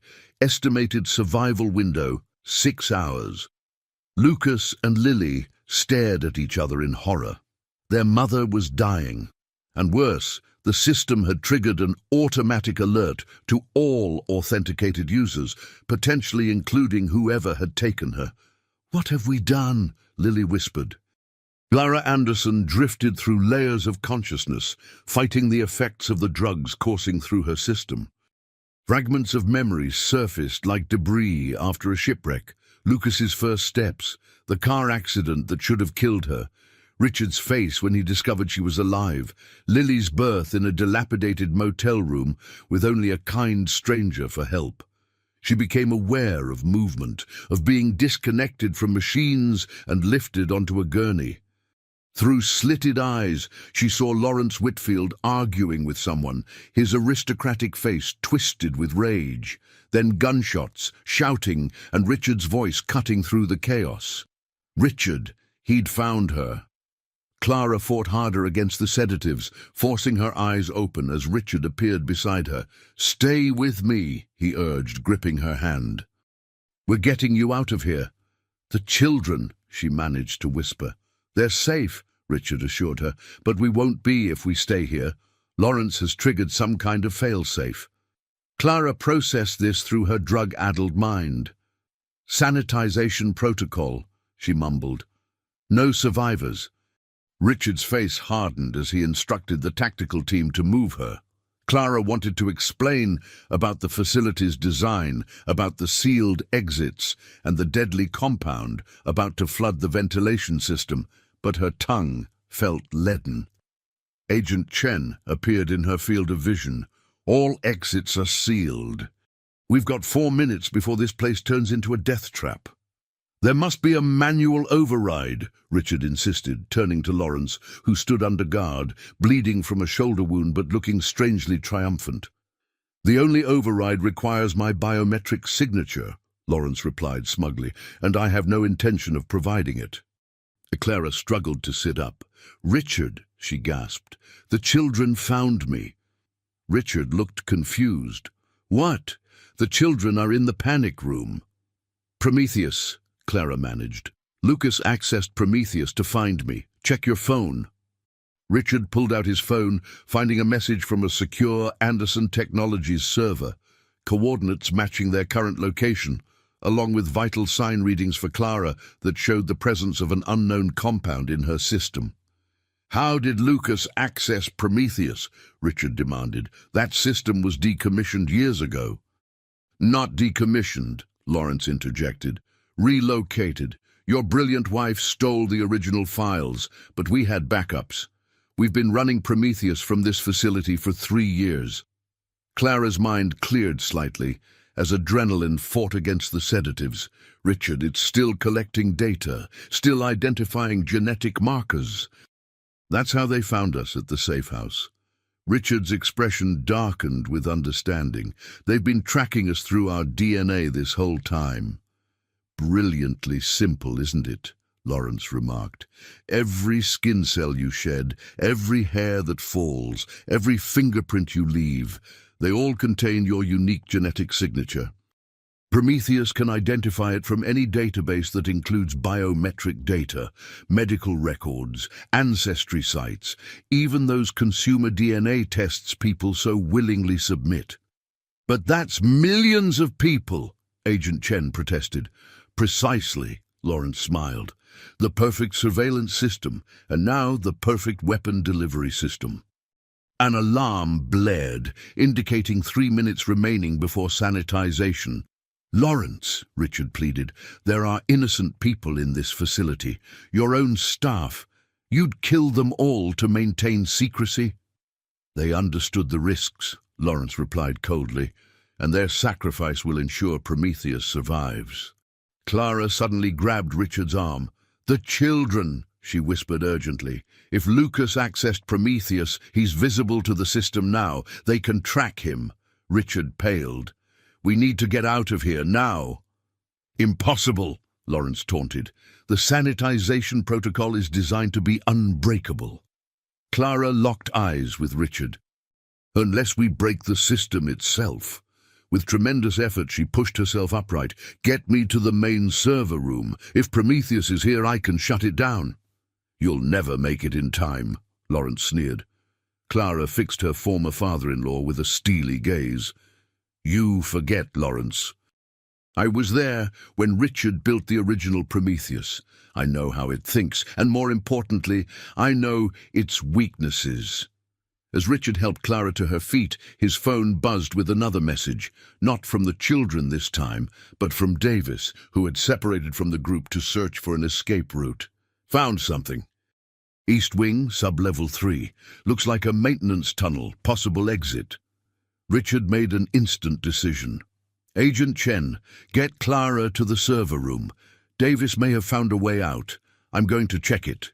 We meet at the tunnel entrance in 2 minutes, with or without Prometheus. Such misplaced confidence, Lawrence commented, as guards led him along with the group. Even if you escape, Prometheus has already identified your entire family. There's nowhere you can hide, not anymore. But as they hurried through the facility's sterile corridors, Clara caught Lawrence watching her with an expression that didn't match his confident words, something closer to uncertainty, even fear. He was afraid of what she might do to his precious system, and he was right to be afraid. As Richard raced through the labyrinthine facility toward Davis's coordinates, his mind replayed the incredible chain of events that had led to this moment. 3 months ago, his life had been orderly, predictable, a widower raising his son while running a tech empire. Then a chance encounter in a park had shattered that carefully constructed reality, revealing his supposedly dead wife was alive, He had 3 more children he never knew existed, and his own family was at the center of a conspiracy that reached into the highest levels of government. "Sir," Davis called from ahead, standing beside what appeared to be a maintenance access hatch. "I found something, but it's not good news." The hatch led to a narrow tunnel, dimly lit by emergency lighting. "Where does it go?" Richard asked. "About a half-mile east, emerging outside the facility perimeter," Davis replied. "But it's booby-trapped." He pointed to nearly invisible laser triggers positioned at intervals along the passage. "Break any beam, and my guess is the whole tunnel collapses." Richard examined the security system. It was sophisticated but familiar, based on technology his own company had developed years earlier. "We can disable it," he decided. "But we need Clara. She wrote the original security protocols." "Sir," Davis hesitated, "Mrs. Anderson is barely conscious, and we have less than 2 minutes before the sanitization protocol activates." Richard's phone buzzed with a text from Agent Chen. "At server room, Clara working on Prometheus, system fighting back. Need more time." "They need more time," Richard murmured, then looked up with sudden resolve. "And we're going to give it to them." Meanwhile, in the facility's main server room, Clara's fingers flew across the keyboard despite her weakened state. Agent Chen stood guard at the door, checking her watch anxiously. "How much longer?" she demanded. "Nearly there," Clara replied, her focus absolute, despite the drugs still in her system. "Prometheus is an adaptive system. It learns from each attempt to breach it. That's what makes it so effective and so dangerous." On the screen before her, Clara navigated through layers of encryption she herself had helped design. During her years in hiding, she dedicated every spare moment to understanding how Prometheus worked, searching for vulnerabilities in the system that had made her a fugitive. "1 minute to sanitization," warned the facility's computerized voice. "We need to go," Agent Chen insisted, moving toward Clara. "Not yet." Clara entered a final string of commands. "There, I've accessed the core directive function." The screen changed, displaying a scrolling field of code, the basic instructions that governed how Prometheus operated. At its heart was a simple command structure: identify and categorize genetic markers based on predetermined patterns. "What are you doing?" asked Lawrence, who stood under guard nearby. There was genuine alarm in his voice now. "Changing the parameters," Clara answered without looking up. "If I can't shut Prometheus down, I can make it useless to you." Lawrence lunged forward suddenly, breaking free from his distracted guard. "Stop her!" he shouted, reaching for Clara. Agent Chen intercepted him, slamming him back against the wall, but the momentary distraction was costly. Clara's fingers slipped, entering an incorrect command sequence. Red warning messages flashed across the screen. "System integrity compromised," announced the computer, initiating emergency protocols. Clara worked frantically to regain control, but the system was fighting back, locking her out of critical functions. "No, no, no," she muttered, trying alternate access routes only to find them blocked. 30 seconds to sanitization," the computerized voice reminded them. "We have to go," Agent Chen insisted, physically pulling Clara from the terminal. "Now!" Clara resisted. "I almost had it. If Prometheus stays operational, they'll keep hunting us. They'll never stop." "If we don't leave, we'll be dead in 30 seconds, Agent Chen countered. "Your children need you alive." The mention of her children broke through Clara's determination. Reluctantly, she allowed Agent Chen to pull her toward the door, casting a final glance at the system she'd nearly destroyed. Lawrence Whitfield smiled triumphantly as they retreated. "You've failed, Clara. Again." But Clara's answering smile gave him pause. "Have I? Check your precious system." Lawrence turned to the monitor and froze. Among the warning messages and system alerts, one notification stood out. DNA targeting parameters updated. All previously identified subjects recategorized as protected. Cannot target, track, or analyze protected subjects. What have you done? Lawrence demanded, his face contorting with rage. I couldn't destroy Prometheus, Clara explained as Agent Chen pulled her toward the exit. But I could change who it protects. The Anderson family is now hard-coded as off-limits. The system will actively resist any attempt to use it against us. Lawrence's triumphant expression collapsed into fury. It doesn't matter. We'll rewrite the code. We'll start over if we have to. You don't have time, Clara replied calmly. 10 seconds to sanitization, Lawrence. Your choice. Stay with your precious system or live to fight another day. For a moment it seemed Lawrence might actually choose to die with Prometheus. Then self-preservation won out. He bolted for the door, shoving past Agent Chen and Clara in his desperation to escape. As the three of them raced down the corridor toward the maintenance tunnel, the facility's computerized voice completed its final countdown. Sanitization protocol activating now. Have a nice day. Behind them, deadly compound began flooding through the ventilation system, turning the high-tech facility into a tomb for anyone still inside. The maintenance tunnel stretched before them like a gauntlet, its dim emergency lighting revealing just enough of the death traps to make the passage terrifying. Clara, leaning heavily on Richard, studied the laser grid with professional appreciation. It's based on my old security design, she confirmed, but they've modified it significantly. Richard nodded grimly. Can you disable it? Not without the master override, which is undoubtedly in Lawrence's private terminal. Back in the facility we just escaped. Clara squinted at the nearest laser emitter. But I might be able to trick it temporarily. Behind them, the tunnel entrance hissed as toxic gas from the sanitization protocol began seeping through the imperfect seal. They had minutes at most before it reached lethal concentration. Whatever you're going to do it fast, Agent Chen urged, supporting Lawrence at gunpoint. The older man had become compliant, his self-preservation instinct overriding his dedication to Prometheus. Clara knelt painfully beside the first laser emitter, examining its housing. Davis, I need your tactical knife and that roll of electrical tape from your belt. As Davis handed her the requested items, Clara carefully pried open the emitter's casing. This is the dangerous part, she warned. One wrong move and the whole tunnel could collapse.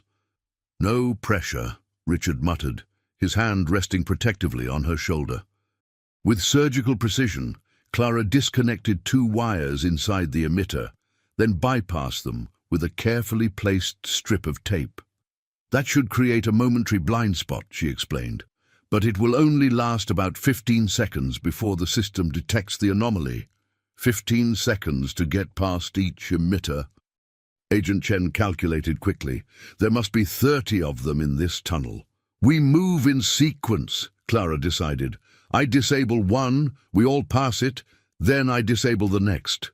It's the only way. Richard shook his head. You're still weak from whatever they drugged you with. You can't. I can, Clara interrupted firmly, and I will. Our children are waiting, Richard. The determination in her eyes silenced his objections. One by one, they proceeded through the tunnel, Clara disabling each laser emitter just long enough for their group to pass safely. The work was painstaking, her fingers growing less steady with each attempt, as fatigue and residual drugs took their toll. At the 20th emitter, Clara swayed dangerously, nearly dropping the knife into the laser's path. "Clara," Richard whispered urgently, catching her. "Let me try." She shook her head stubbornly. "You don't know the bypass sequence. One mistake and we're all buried alive. Then talk me through it," he insisted, step by step. Reluctantly, Clara conceded, guiding Richard's hands as he performed the delicate bypass. They continued this way, working as a team through the remaining emitters, until finally the tunnel exit appeared ahead, a simple hatch leading to the forest outside. "We made it," Agent Chen breathed, holstering her weapon to help open the heavy door. As fresh air flooded the tunnel, Lawrence suddenly shoved past them, bolting through the exit and into the pre-dawn forest beyond. "Stop!" Agent Chen drew her weapon again, but Clara grabbed her arm.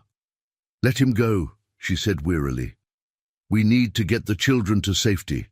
Lawrence can wait." Davis helped Clara through the exit while Richard scanned the tree line. Their extraction team was waiting with vehicles to transport them to a new, secure location, one Lawrence and his conspirators couldn't trace. As they emerged into the cool mountain air, Clara's legs finally gave out. Richard caught her, lifting her effortlessly into his arms. "I've got you," he murmured. "Rest now." She nestled against his chest, her eyes drifting closed. "The children," she whispered. "We need to warn them about Prometheus." "They're already on their way to the new safe house," Richard assured her. "Jenny Martinez is with them.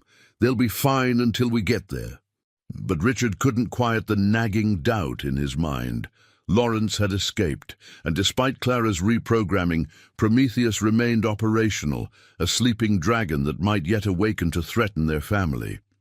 Meanwhile, deep in the Catskill forest, Lawrence Whitfield stumbled through the underbrush, his once immaculate clothes torn and filthy. Despite his age, he moved with desperate speed, driven by fury and the certainty of what awaited him if he was captured. He paused to catch his breath against a tree, pulling out a satellite phone that had been concealed in his shoe, his emergency contingency, always prepared for catastrophe.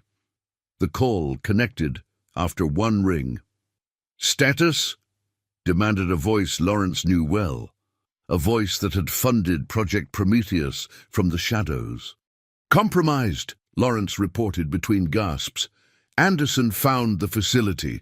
Clara altered Prometheus's core directives. The project is salvageable, but nothing." The voice cut him off coldly. "You've failed, Lawrence, repeatedly."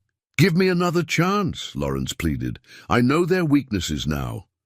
The children are no longer your concern," the voice interrupted. "We're activating Contingency Omega." Lawrence paled. "But sir, that's far too aggressive. The public exposure alone—" "Contingency Omega is already in motion. Your services are no longer required." As if on cue, a red dot appeared on Lawrence's chest, the targeting laser of a high-powered rifle. He had just enough time to register the betrayal before the bullet found its mark, silencing him permanently. Miles away, in a darkened office with a view of the Capitol dome, Senator William Hayes replaced the secure phone in its cradle and turned to his companion. "Lawrence has outlived his usefulness," he announced. "It's time we handled the Anderson situation personally." The new safe house was a sprawling ranch nestled in Wyoming's remote Wind River Range, a property Richard had purchased through multiple shell companies years earlier as a contingency he'd hoped never to need. Its isolation made it defensible, with sight lines extending for miles across the valley and a security system rivaling military installations. In the main house's great room, Lucas sat beside Lily on a worn leather sofa, both children watching anxiously as Jenny Martinez attempted to distract Max and Toby with a board game. It had been 18 hours since their father and the tactical team had left to rescue their mother. "They should have called by now," Lily whispered, twisting the silver locket, her mother's locket, between her fingers. Lucas nodded grimly. At 8 years old, he'd already experienced more loss than most adults. The possibility of losing both parents again loomed large in his mind. "The satellite phone is working," he offered, glancing at the secure communication device on the side table. "If they could call, they would." "Unless they can't," Lily replied, voicing their shared fear. The distant sound of helicopter blades shattered the tense silence. Jenny immediately moved the younger boys away from the windows, while Lucas and Lily exchanged alarmed glances. "Is it Dad?" Max asked hopefully. Jenny checked the security monitor. The transponder is showing friendly identification, but stay back until I confirm. Minutes later, the great room erupted in chaos as Richard carried Clara through the door, both parents immediately swarmed by their children. Despite her weakened state, Clara dropped to her knees, gathering all 4 children in her arms. "My babies," she whispered, tears streaming down her face. "My beautiful, brave babies."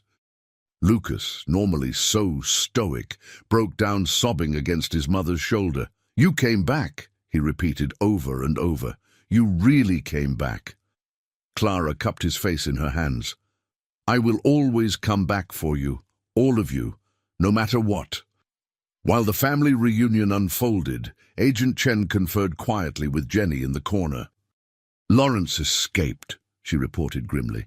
"And despite Clara's modifications, Prometheus is still operational." "What does that mean for the family?" Jenny asked. "It means this isn't over," Agent Chen replied. "We've arranged for round-the-clock FBI protection, but honestly, I'm not sure who we can trust. This conspiracy reaches into places I never imagined." Later that night, after the younger children had finally fallen asleep, Richard and Clara sat with Lucas and Lily at the kitchen table. It was time for honest answers. "I know you have questions," Clara began gently. "Both of you deserve the truth." Lily spoke first, her young voice steady despite her age. "Why did you leave Lucas? How could you let him think you were dead?" The accusation hit Clara like a physical blow. "It was the hardest decision I've ever made," she whispered. "I discovered something dangerous, evidence that people inside our government were using your father's technology illegally. When I threatened to expose them, they tried to kill me." "The car accident," Lucas said softly. Clara nodded. "It wasn't an accident. They sabotaged the brakes. By some miracle, we both survived, but I knew they wouldn't stop trying." "So you pretended to die," Lily continued. "But why not take Lucas with you?" "Because they were watching him," Richard interjected. "After the accident, Lucas was under constant surveillance, supposedly for his protection, but really to draw Clara out if she was alive. I had to make an impossible choice," Clara explained, tears sliding down her cheeks. "Stay with Lucas and put him in even more danger, or disappear completely to find evidence that could stop these people permanently." "But you had 3 more kids," Lucas pointed out, a hint of hurt in his voice. Clara reached for his hand. "I didn't plan to, sweetheart. After I escaped, I discovered I was pregnant with Lily. I was alone, scared, constantly moving to avoid detection. When she was born, I thought maybe now I could come back, claim I'd been kidnapped, suffering from amnesia, anything to return to you. But they were still watching, still waiting." "Then Max came along," Lily added, "and later Toby." Clara nodded. "I made the best life I could for them while still gathering evidence. Every day I carried your picture, Lucas. Every night I prayed for a way back to you." Lucas digested this, his young face solemn. "Did you find it, the evidence?" "Pieces of it," Clara confirmed. "But Project Prometheus evolved beyond what I initially discovered.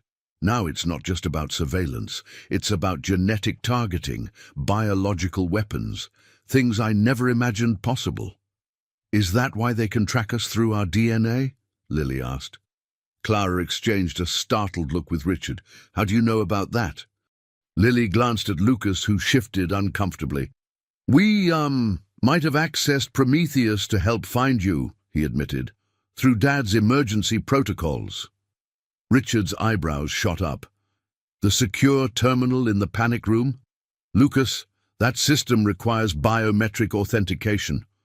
How did you possibly—" "I reconfigured it to accept partial genetic matches," Lucas explained, a hint of pride breaking through his solemnity. "Lily's DNA is similar enough to Mom's to trick the system." Clara stared at her son in amazement.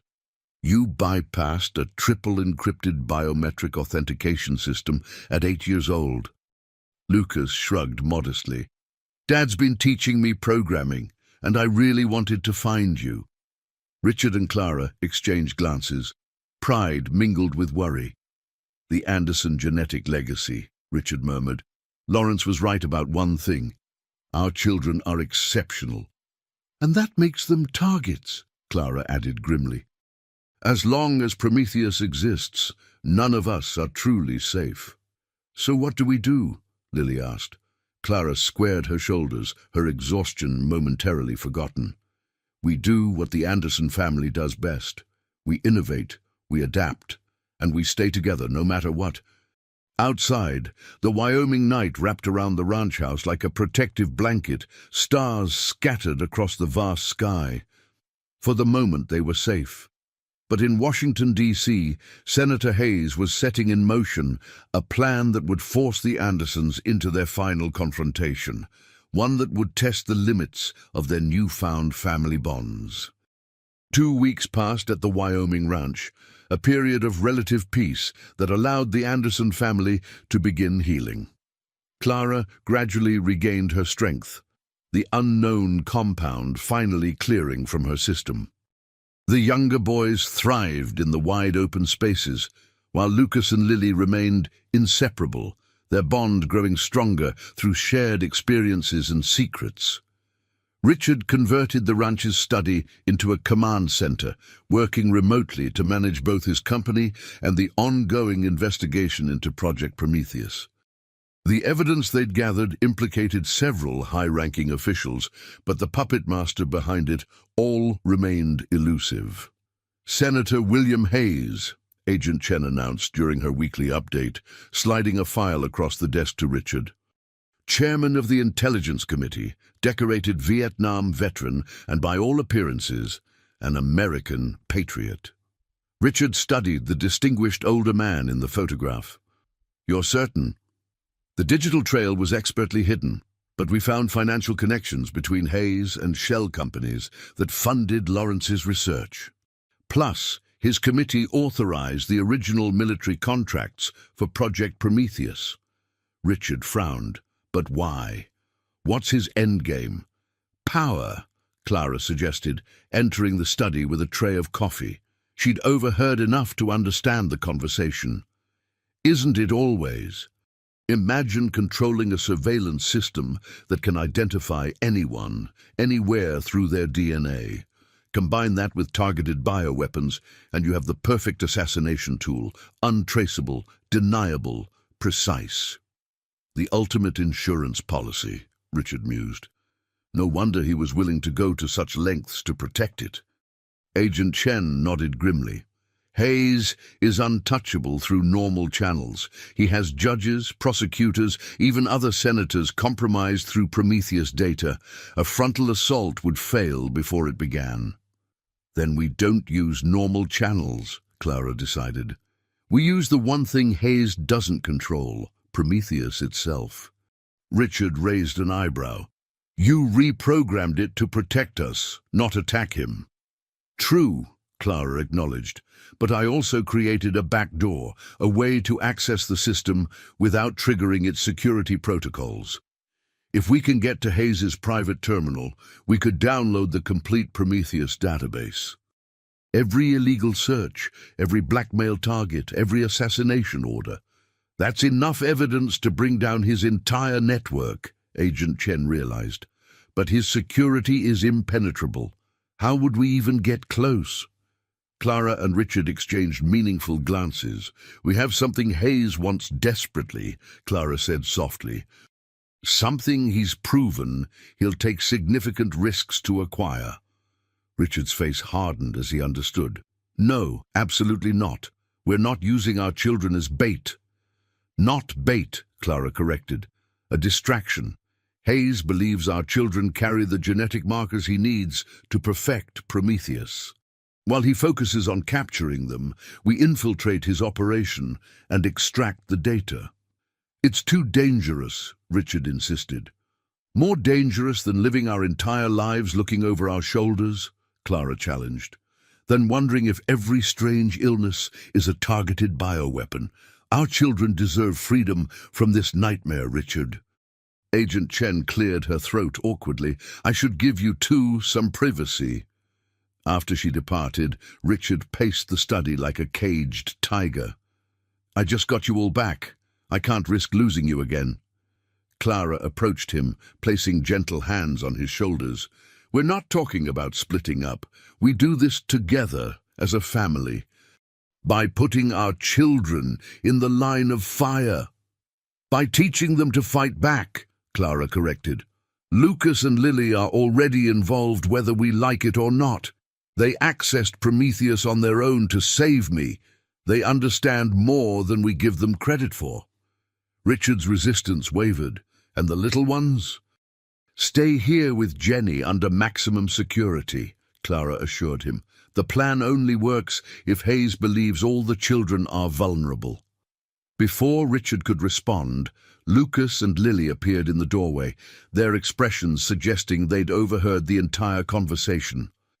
"We want to help," Lucas stated firmly, his young face set with determination.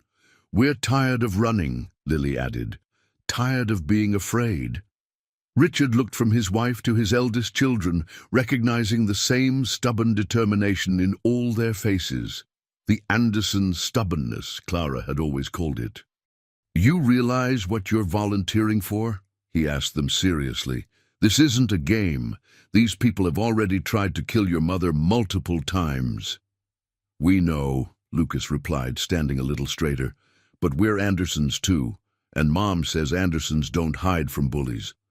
Despite the gravity of the situation, Richard felt a smile tugging at his lips. "Your mother would say that." Clara squeezed his hand. "One final mission. Then our children can grow up without looking over their shoulders." Richard took a deep breath, finally nodding. "All right, but we do this smart. We plan for every contingency. And at the first sign of real danger to the children, we abort." "Agreed." "Agreed," Clara confirmed. "So how do we get Senator Hayes's attention?" Lucas asked practically. Clara's smile was both beautiful and terrifying in its determination. "We give him exactly what he wants, a chance to capture the entire Anderson family in one swoop." Outside the study window, storm clouds gathered on the horizon, a fitting backdrop to the dangerous game they were about to play. None of them could know that their carefully laid trap would spiral into a confrontation more perilous than any of them had imagined. One that would test not just their courage, but the very genetic legacy that made them so valuable to Project Prometheus. Washington, D.C., buzzed with anticipation for the National Science Foundation's annual gala, the premier gathering of America's scientific elite. This year's event, hosted at the Kennedy Center, had attracted unprecedented attention due to the surprise announcement that Richard Anderson would be accepting the Visionary Innovation Award after years of avoiding public appearances. In the limousine approaching the venue, Richard adjusted his bow tie nervously, while Clara, stunning in a sapphire gown, checked her secure phone for the 100th time. "All security measures are in place," she confirmed. "Agent Chen's team is positioned throughout the building. Davis has control of all surveillance feeds." Richard nodded, his mind not on security, but on their children. "Are we sure about this, having Lucas and Lily here?" In the jump seats facing them, Lucas looked uncomfortable but determined in his miniature tuxedo. Beside him, Lily fidgeted with the skirt of her silver dress, the formal attire a stark contrast to the street clothes she'd lived in for most of her life. "We're sure, Dad," Lucas answered for both of them. At 8, he spoke with a maturity that broke Richard's heart a little. Children his age should be worried about playground games, not participating in dangerous sting operations against corrupt senators. Clara reached across to squeeze her son's hand. "Remember the plan. Stay visible, but within reach of either your father or me at all times. If we say the code word umbrella, you both immediately go with Agent Chen. No arguments, no delays." "And if we get separated?" Lily asked, her amber eyes serious. "Panic button," Richard reminded her, touching the small device disguised as a lapel pin on Lucas's tuxedo and the matching hair clip in Lily's carefully styled auburn locks. "One press, and every federal agent in the building converges on your location." The limousine stopped at the red carpet entrance. Flashbulbs erupted as the Anderson family emerged, presenting a picture of unity and elegance that masked their true purpose. Tonight's public appearance had a single objective: to draw Senator Hayes into the open. Inside the grand ballroom, the elite of American science and technology mingled beneath crystal chandeliers. Richard guided his family through the crowd, accepting congratulations while scanning faces for their target. "He's here," Clara murmured, subtly inclining her head toward a distinguished figure holding court near the bar. Senator William Hayes, silver-haired and patrician, radiated authority in his perfectly tailored tuxedo. "Remember," Richard whispered to the children, "stay close." As the evening progressed, Hayes made no move toward them, though his gaze frequently drifted to Lucas and Lily.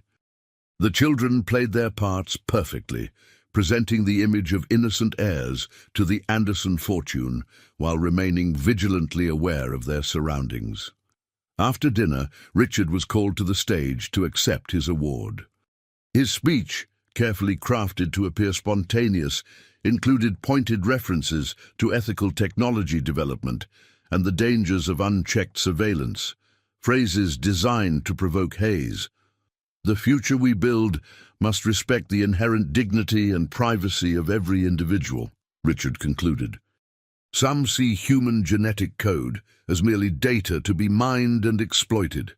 I see it as the most sacred blueprint of all, one that deserves our protection, not our intrusion."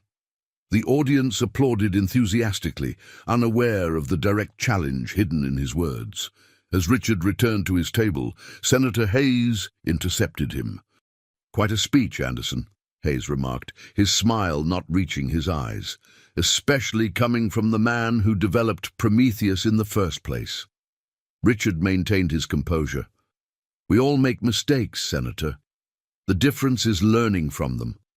"Your children seem to be enjoying themselves," Hayes observed, his gaze sliding to Lucas and Lily, who sat with Clara across the ballroom. "The boy has your features, but the girl, she's the spitting image of her mother, isn't she?" The implied threat wasn't subtle. Richard forced himself to respond calmly. "Family resemblance is a remarkable thing." "Indeed it is," Hayes agreed. "Genetics fascinate me, so much of who we are, encoded in microscopic sequences. Your work in genetic data processing was groundbreaking before you abandoned it." "I didn't abandon it," Richard corrected. "I recognized its dangers." Hayes chuckled. "Always the idealist. That's why Clara was drawn to you, I suppose." He lowered his voice. "You know, Lawrence was convinced your children carry a unique genetic marker, something that makes their DNA especially compatible with Prometheus. I'd be very interested in discussing a private research arrangement." "My children are not research subjects," Richard replied coldly. "Everything has a price, Anderson, even principles." Hayes slipped a business card into Richard's pocket. "My private office, tomorrow, 2 p.m. Bring your family. Let's discuss how we can help each other." As Hayes departed, Richard discreetly pressed a button on his watch, the signal to Agent Chen that contact had been made. The invitation was exactly what they'd hoped for. Access to Hayes's private office, where he almost certainly kept a terminal connected to Prometheus.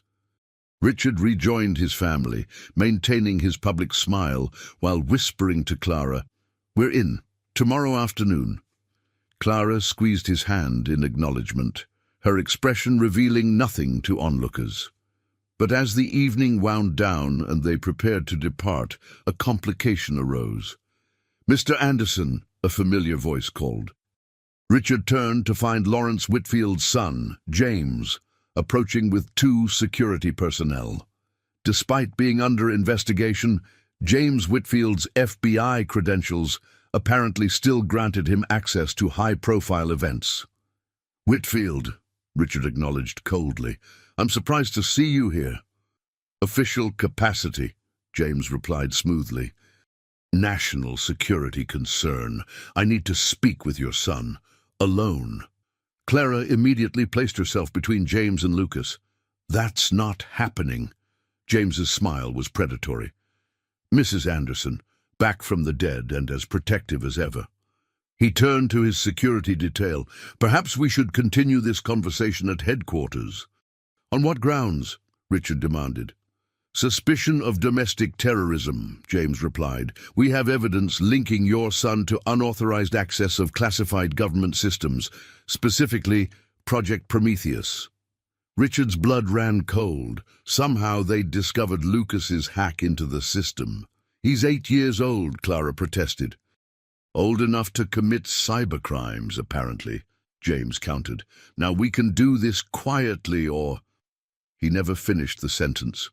Lily, who had edged closer during the confrontation, suddenly clutched her stomach and vomited spectacularly, directly onto James Whitfield's polished shoes. "I don't feel good," she moaned convincingly.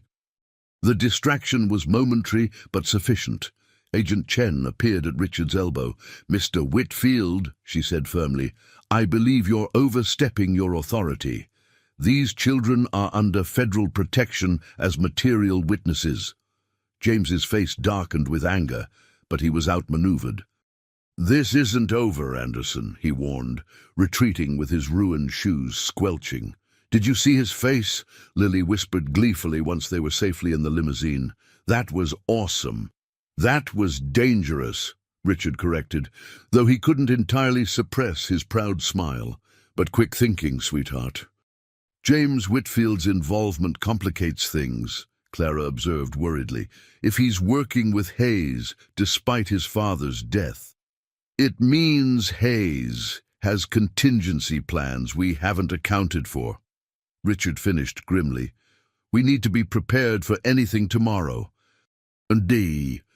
What none of them realized was that Hayes had already activated his most dangerous contingency, one designed specifically to target the unique genetic markers that made the Anderson children so valuable.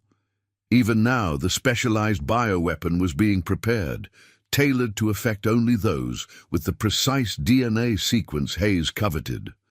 Tomorrow's meeting wouldn't just be dangerous, it would be deadly. The next day dawned with ominous grey skies over Washington, D.C., matching Richard's mood as he reviewed the plan one final time in their hotel suite. Lucas and Lily sat attentively on the sofa while Clara double-checked their specialized equipment.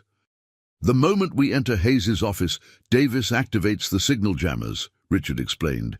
"That gives us approximately 3 minutes before his security system registers the disruption, during which I access his terminal and download the Prometheus database," Clara continued, holding up what appeared to be an ordinary fountain pen. "This contains a specialized transfer protocol that can bypass Prometheus's firewall." "What do we do?" Lucas asked. "You and Lily stay with me," Richard replied. "Hayes will expect me to bring you to the meeting. Your presence is what he wants, what will distract him while your mother works." "What if something goes wrong?" Lily asked pragmatically. Richard and Clara exchanged glances. "Then we abort," Clara said firmly. "No database is worth risking your lives." Agent Chen entered the suite, her expression grim. "We have a complication. James Whitfield has filed for an emergency custody hearing regarding Lucas and Lily. He's claiming they're in danger from their parents." Richard swore under his breath. "On what grounds?" "He's alleging Clara is unstable after her traumatic experiences and that you're exploiting the children for industrial espionage. He's requesting temporary custody be granted to Margaret." "Margaret?" Clara gasped. "She's under investigation herself." "Apparently the charges against her have been quietly dropped," Agent Chen explained. "Someone with significant influence intervened." "Hayes!" Richard growled. He's creating a legal distraction to split our focus. Clara paced the room, thinking rapidly. This changes nothing. We proceed as planned. If anything, it makes today's mission more critical. Without the Prometheus evidence, they could actually succeed in taking our children. The stakes had risen impossibly higher. What had begun as a mission to secure their family's safety had become a desperate race against a system rigged against them. At precisely 1:45 p.m., the Anderson family's limousine pulled up to Senator Hayes's private office building, an elegant brownstone in Georgetown that projected old-world power. Richard helped Clara from the car, then Lucas and Lily, all four presenting the picture of a united family despite the tension thrumming beneath the surface. Hayes himself greeted them at the door, his silver hair perfectly coiffed, his smile not reaching his cold eyes. "The complete Anderson family," he observed. "How delightful." "Let's not waste time with pleasantries, Senator," Richard replied curtly. "You invited us here to discuss a research arrangement. We're listening." Hayes led them into an opulent office dominated by a massive mahogany desk. "Please sit," he invited, gesturing to the leather chairs arranged before his desk. "Children, there's a delightful selection of cookies and juice on the side table. Help yourselves." Lucas and Lily exchanged glances, neither moving toward the offered refreshments.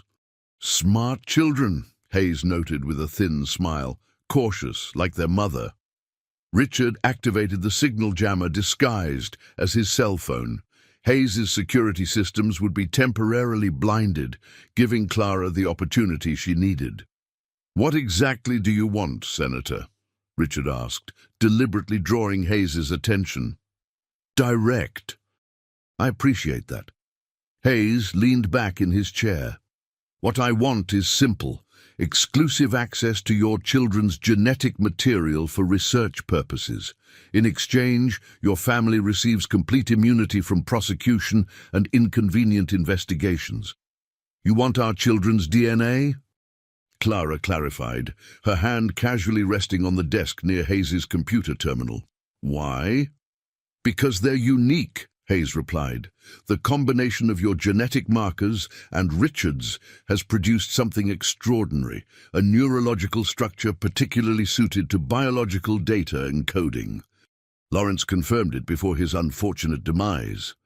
While Hayes focused on Richard and Clara, Lily suddenly clutched her stomach, the same distraction technique she'd employed successfully at the gala. "I don't feel good," she moaned. "Is there a bathroom?"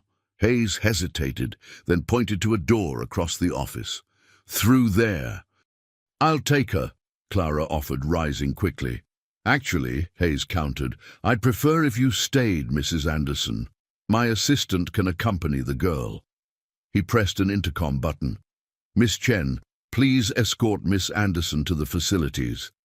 The door opened to reveal not Hayes's assistant, but Agent Chen herself, disguised in a conservative business suit. "Senator?" she acknowledged professionally, giving no indication she knew the family. As Agent Chen led Lily away, Clara used the momentary distraction to insert her specialized pen into an almost invisible port on Hayes's desk, initiating the download of the Prometheus database. "Now, about our arrangement," Hayes continued smoothly. "I require blood samples, tissue samples, and regular neurological scans of both children. In return, the unfortunate legal entanglements your family currently faces will disappear." "And if we refuse?" Richard asked, monitoring the download progress on his watch. Hayes smiled coldly. "Then James Whitfield's custody petition is only the beginning. Your company will face federal investigations. Your assets will be frozen. Clara might even find herself facing charges for faking her own death. And the children," he shrugged. "The foster system is so unpredictable." Lucas, who had remained silent, suddenly spoke up. "You're a bully." Hayes seemed amused by the child's defiance. "I'm a pragmatist, young man. Sometimes achieving great things requires difficult decisions." Like killing my grandfather, Lucas challenged. Hayes's smile faltered. Lawrence Whitfield's death was unfortunate but necessary. He became a liability. You just admitted to murder, Richard observed calmly. Not very pragmatic. Hayes laughed. Admit? To whom? This room is completely secure. No recording devices can function within these walls. Except one, Clara replied, removing her necklace, the silver locket identical to the one Lily wore. She placed it on the desk, where it projected a holographic display showing the recording status. 89% complete. Hayes's face contorted with fury. What have you done? Richard's watch vibrated, indicating the Prometheus download was complete. We've done exactly what you trained us to do, Senator. Innovate, adapt, overcome. Hayes lunged for a drawer in his desk, but Richard was faster, grabbing the older man's wrist. It's over, Hayes. We have everything. The complete Prometheus database, recordings of your confessions, evidence of the illegal genetic targeting program. You think you've won? Hayes snarled, suddenly looking less like a distinguished senator and more like a cornered predator. You have no idea what you're dealing with. He twisted free of Richard's grip with surprising strength. Your precious children are already compromised. Clara froze. What are you talking about? The refreshments at the gala last night. Hayes smiled viciously. Specially formulated compounds designed to bind to your children's unique genetic markers. By now, the integration is complete. Richard's blood ran cold. What have you done to them? Insurance, Hayes replied. If the Prometheus data leaves this building, a signal activates the compound. Your children's extraordinary genetic advantage becomes their death sentence. You're bluffing, Clara insisted, though fear crept into her voice. Am I? Hayes pulled out a small remote. Shall we find out? The standoff was interrupted as Lily returned with Agent Chen. The moment Hayes saw the FBI agent, he pressed the remote's button, a look of malicious triumph on his face. No! Clara screamed, rushing to Lily, who looked confused by the sudden commotion. But nothing happened. No collapse, no signs of distress. Lily remained perfectly healthy, staring at the adults in bewilderment. Hayes pressed the button repeatedly, growing more frantic with each attempt. Impossible! The compound was specifically calibrated to their DNA.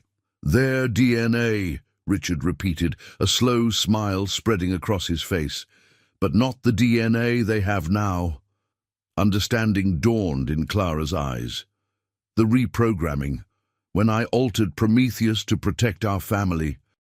You changed how the system identifies their genetic markers, Richard finished, and since Hayes's bioweapon relies on Prometheus for targeting, it can't recognize them anymore. Clara breathed in relief. Agent Chen stepped forward, drawing her weapon. Senator William Hayes, you're under arrest for conspiracy, attempted murder, and illegal genetic experimentation. As Hayes was taken into custody, raging against his failure, Richard gathered Lucas and Lily close. It's over, he told them. Really over. But Lucas, always perceptive beyond his years, noticed his father's lingering concern. What is it, Dad? Richard exchanged glances with Clara. Hayes is just one man. Prometheus was a massive operation with supporters throughout the government. Taking him down won't end the threat completely. But it's a start, Clara insisted, embracing her family. And for now, that's enough. As they left the building, Clara's phone chimed with a message from Jenny Martinez. Max and Toby asking when their brother and sister are coming home, and when the family can stop running. Clara showed the message to Richard, tears filling her eyes. What do I tell them? Richard looked at his extraordinary family, the wife he'd thought lost forever, the son who'd endured so much, the daughter who'd grown up in hiding, and the two younger sons waiting safely in Wyoming. After 3 years of separation and months of danger, they had fought their way back to each other. Tell them, he said with quiet certainty, that the Andersons aren't running anymore. We're going home. 6 months later, autumn painted the trees surrounding the Anderson family's new home in vibrant golds and reds. Located on a sprawling property in Colorado's Rocky Mountains, the house blended cutting-edge security with warm, family-friendly spaces, a perfect balance of protection and normalcy. On the expansive back deck, Richard watched his 4 children playing an elaborate game of their own invention. Lucas, now 9, led the charge up a hillside, his prosthetic leg no hindrance to his adventures. Lily, 8 since last month, directed operations with the natural leadership she'd developed during her years protecting her younger brothers. Max, 6, and Toby, 5, followed their older siblings with complete trust and boundless energy. "They're resilient," Clara observed, joining Richard at the railing. "Sometimes I forget everything they've been through." Richard wrapped an arm around his wife's shoulders. Children adapt, especially Anderson children. The past 6 months had brought monumental changes. Senator Hayes's arrest had triggered investigations throughout the government, exposing dozens of officials involved in Project Prometheus. James Whitfield had fled the country but was captured in Singapore, now facing multiple life sentences. Margaret, granted limited immunity for her testimony, remained estranged from the family, but had sent heartfelt letters of apology that Richard had yet to answer. Most importantly, Prometheus itself had been dismantled, its code analyzed by international ethics committees to ensure no similar system could ever be rebuilt. Clara's reprogramming had proven crucial. The genetic markers that once made the Anderson children targets now made them invisible to any remaining fragments of the system. "Mom, Dad," Lily called from the hillside. "Come quick, Lucas found something." Richard and Clara exchanged glances before heading up the path. Their children's discoveries ranged from interesting rocks to occasional wildlife, all part of the normal childhood they were determined to provide. They found all 4 children clustered around what appeared to be an old metal door set into the hillside, a remnant from the property's history as a mining outpost a century earlier. "It's locked," Lucas announced, "but I bet there's something cool inside." "Treasure," suggested Toby excitedly.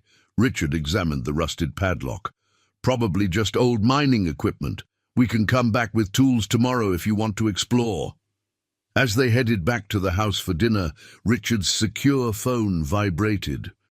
Few people had this number. Only Agent Chen, Davis, and the small circle of trusted individuals who had helped bring down Hayes's network. The message was brief. Project Echo discovered in DoD archives. Similar to Prometheus but focused on genetic enhancement rather than targeting.